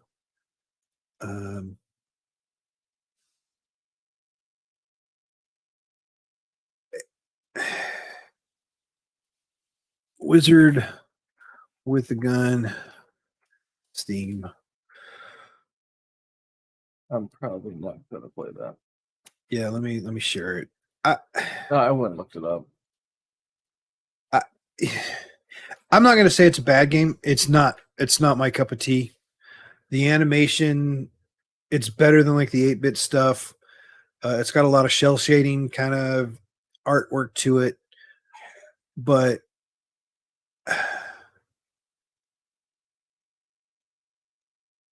it's co-op. Nope, single player co-op online. I have Hades. I really enjoyed Hades. This is kind of that graphic vibe to it. I'm gonna have to see some gameplay, and I'm gonna have to see the cost before I even broach it. Yeah, dude, Orko, I get it with legs. It doesn't. It's not speaking to me. I see, like, if it doesn't like reach out to me when I look at it, then yeah. I'm probably not going to play it. So planned release date of 2022, but they can't even give me a price. They can't give me an estimated pre-order price or anything like that. I'm a little concerned on that one. I remember being at the Amazon Game Showcase. $20.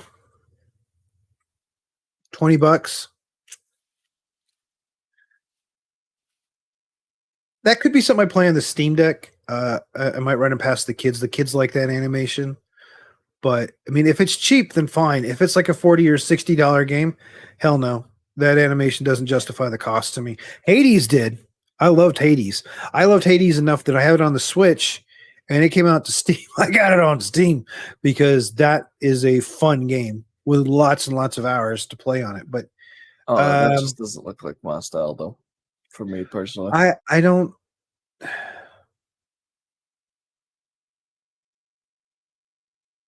It doesn't feel like my cup of tea.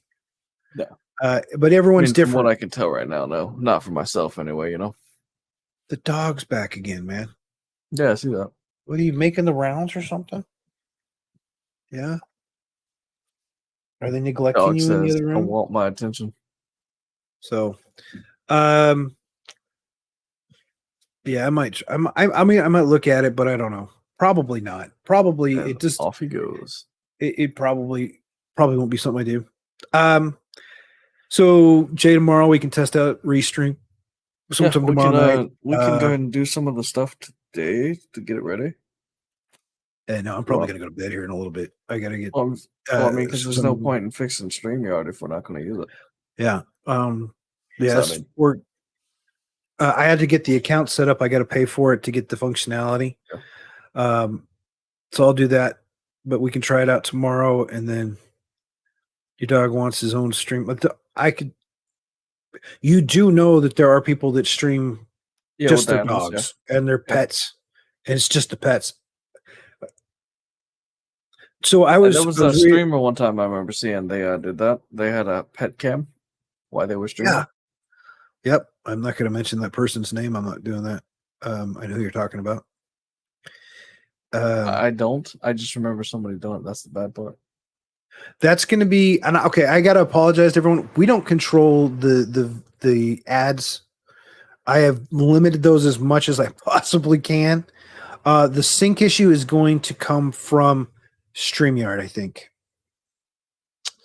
I know so. Restream resolves that issue for me, I believe, when I did the test the other day, so it should be all right. Yeah,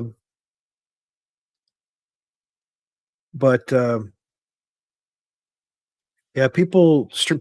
I read an interesting article when they were talking about all the ads, viewership, and everything.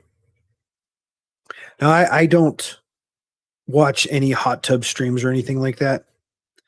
But the fact that Amaranth averages twice as many viewers while she's sleeping versus when she's awake and live streaming, she streams herself freaking sleeping, apparently. She averages twice as many viewers. Yeah, I don't no one want to watch me sleeping. That would be horrible. Not happening. No. But me either, dude. Yeah. So Joe, that's one of the things that Twitch is dealing with right now. YouTube is also starting to do advertisements during people's live streams. I have to get monetized first on that one. I looked today, and ironic, both my Twitch and my YouTube for 490 followers on Twitch or 490 subscribers on YouTube. I'm trying to get to 1,000 on YouTube before the end of the year. We're trying to get Jay to what is your goal? Because you restarted your YouTube. Yeah. So see, that was the issue. Is I was actually a good bit closer than what I am now on YouTube. Because currently I'm at probably 14. So I think you're looking at your stream right now. You're at 14. Yes, I mean I'm only at 14 currently, but I mean I'd at least like to hit that 100 mark though. Yeah. So here's the other cool thing about Restream, Jay. It's got full integrated support for both Nightbot and StreamBot. So the Stream Deck will work on Restream for our podcasts. Yeah, Whereas right now it does not work for me. I cannot get it to work. Theoretically, it should, but it doesn't because it's yeah. So I mean, this thing's okay, but I think the other thing will work kind of in a better way. Yeah. So Mark, I can turn ads off for subscribers. I do not have the ability to disable ads for non-subscribers. I have the ability to stage how often or when the frequency is on those. By default, it turns it to 90 seconds when those ad campaigns run, and also wants to run at the very beginning. I delayed it. So the first set comes in at 30 minutes, and the staggers, I think, every 45 minutes for only 30 seconds is what I try to do. They want us as streamers to do at 90 seconds every 30 minutes. Yeah, it's every half hour. And I've pushed that back, I think, to 45 minutes. I've done whatever I can. I can't do more than that. Now, that said, the ads do apparently generate me some revenue. So it's a double-edged sword. I can't complain, but at the same time. Yeah, I mean, there's a limit to how much you can push back. Yeah, you got either sub or you can do Twitch Turbo, which I think is $8 a month and gets rid of all the ads on any stream. Doesn't matter if you're subscribed to them or not. I don't know. So Twitch chat is simple IRC server, so it needs to be an IRC bot. Yeah. Well, it's also, you got to remember too, with what we're doing with the StreamYard, and we can talk about this in our next stream, why we're going with it. We kind of touched upon it before. The services that we're using right now allows for simulcast streaming. So we go directly to, instead of launching from OBS to go to Twitch or to go to YouTube or anything like that, where we actually have control of the bot and a hook that says it. Now, I can issue commands from Twitch or from YouTube to execute the bot. But if I try to execute a bot command from within StreamYard's combined chat channel, so here I'll share what you guys get, what you'll see, we see. So please don't get vertigo here. This chat bar that you see. You know what the funny part is? My head delays moving back and forth. Yep. So that's why I'm doing it. All right, yep. I'll just start doing that. So the chat bar on the right here that we read during this stream, so that's what we're seeing. Respond to is my YouTube, Jay's YouTube, and my Twitch. We wanted to do Jay's Twitch as well, but StreamYard, unless I pay $50 a month, only allows 3. We found that out tonight, which is why we're going to Restream, which allows 5 channels, 2 guests, aka me and Jay, and 5 channels. But because it is combining Twitch chat with YouTube chat, and if we wanted Facebook chat and all those ones, the bots that we would use, the bot commands that we use, don't work. It just won't work. But with Restream, they have full Nightbot support, for Stream Elements support, all this other stuff, all the custom overlays and everything that we do with OBS. It has the interface to OBS, so we have functionality there. I'm still very much learning how to use it because I've never looked at simulcast streaming before. As an affiliate, it used to be a very big no-no. So the one that looks like you're planning on doing looks like you can have up to 9 guests. 10. So myself plus 9. So 10. I'm just saying. Yeah. Now, I was looking at it because I was looking more at it too. Because even for personal streaming, minus what we're going to be doing with podcast stuff too. Yep. So I could use it myself to stream to my YouTube and Twitch at the same time. Yeah. So I believe it's at 720. Yeah, I mean that's something that we the can 16 talk about more on our next stream though, since we'll actually be using it then and have a little bit of time to mess with it. But if once I get a streamer base coming in again and I have a little bit of revenue, I'll definitely probably pay the $40 a month to get full 1080p studio. I'm pretty sure the game streams will be 1080p, but like the podcast stuff is still going to be 720p. Which for this, what we're doing, 720 is perfectly fine. But we got to test and do a whole bunch of stuff. But we'll be able to do that after we test it out. And since the next Friday's podcast will be restream, I think we'll be okay. Is it worth $16? I think it's going to be worth 16 because that's going to save. I'm paying $25 a month for freaking StreamYard and way less functionality. I think also that Restream has much larger bandwidths, a lot less lag. So the other thing people don't understand is I'm streaming to StreamYard, and then StreamYard is taking my transcode and pushing it to YouTube and pushing it to Twitch. It's taking Jay's upload stream and pushing it to his. And it's not doing it very effectively sometimes. So instead of us worrying about all that bandwidth load, bit rate, and everything else, we're paying a service to manage that for us. Yeah, Mark, it used to be good. A lot of like smaller YouTube broadcasters were using it, but they just haven't developed. They kind of left off the hook.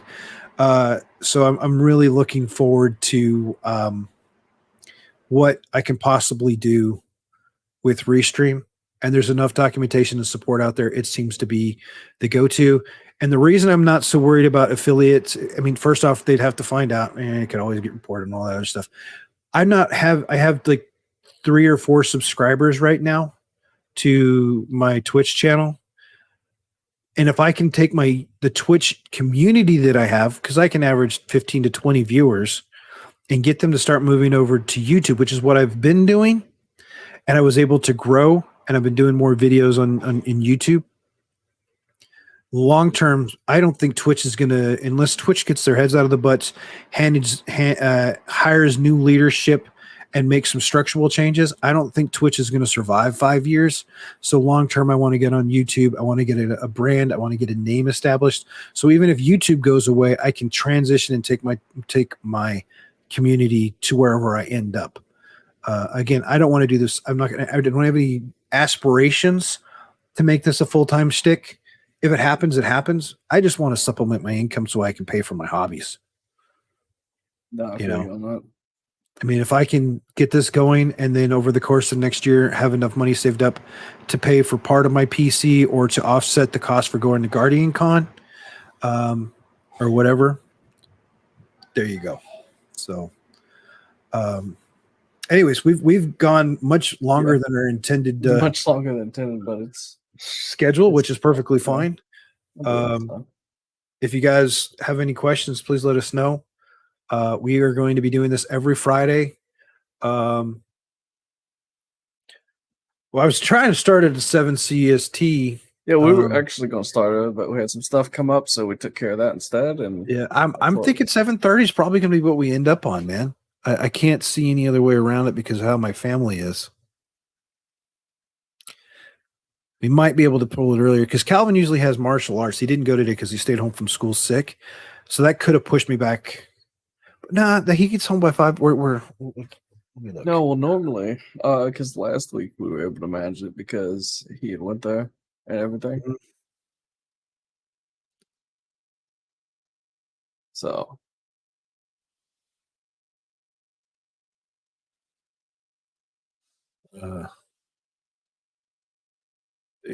Come on, pull up schedule.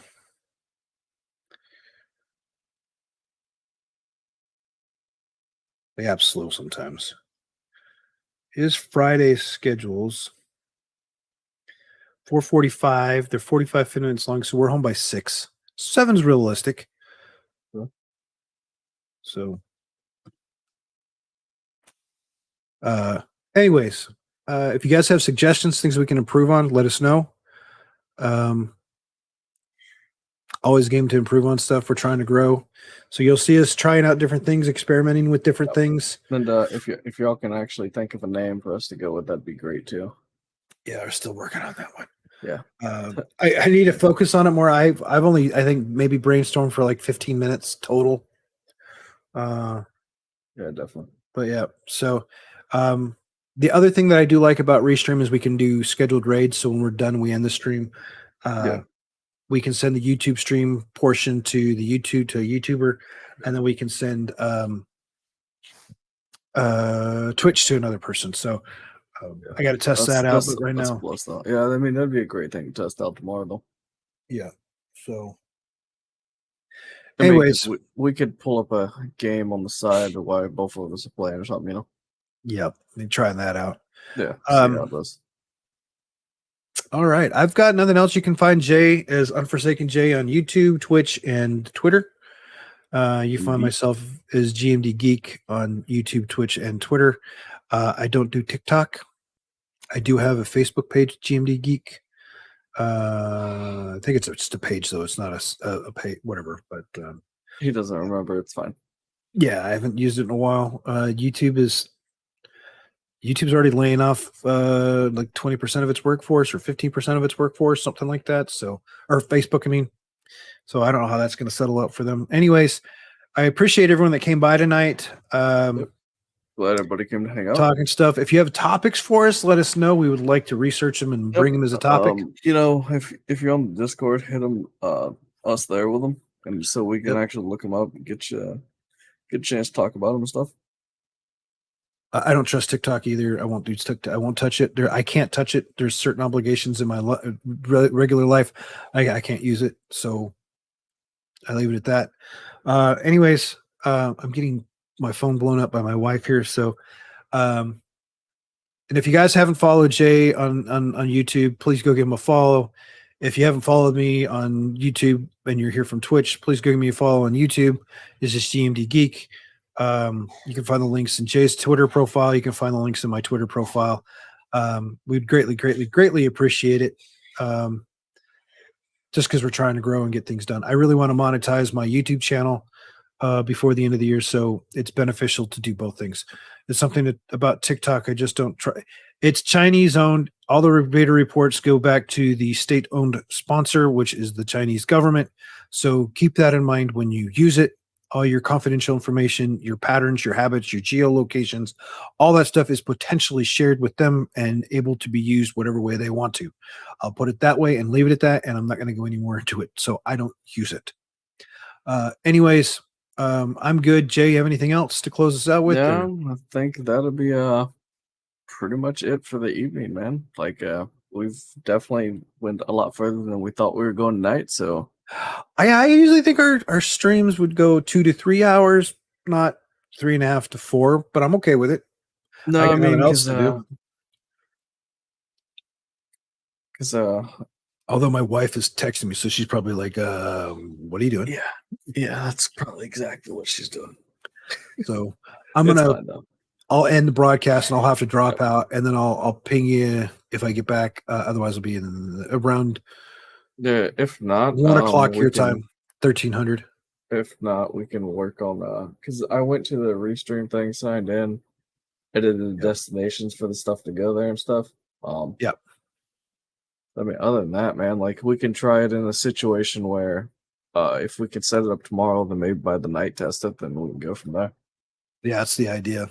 So I've got all my channels added. I just got to set up the payment for it because I want to try a few things. There's some tutorials I've gone through. I mean, it doesn't seem that bad to use. Now, for me to stream out, it's fine. I need to do more about. I need to learn how to do the OBS connections better. I need to know how to do the podcast setup like this better. So we'll get that all figured out, and we can probably turn out some technical YouTube videos on it, walk through streams and all that stuff for people that are curious. Yeah. Anyways, thanks again, everybody. I'm going to shut down the broadcast, and we will see you guys in stream probably tomorrow. All right. Later, everybody, and thank you again. Later.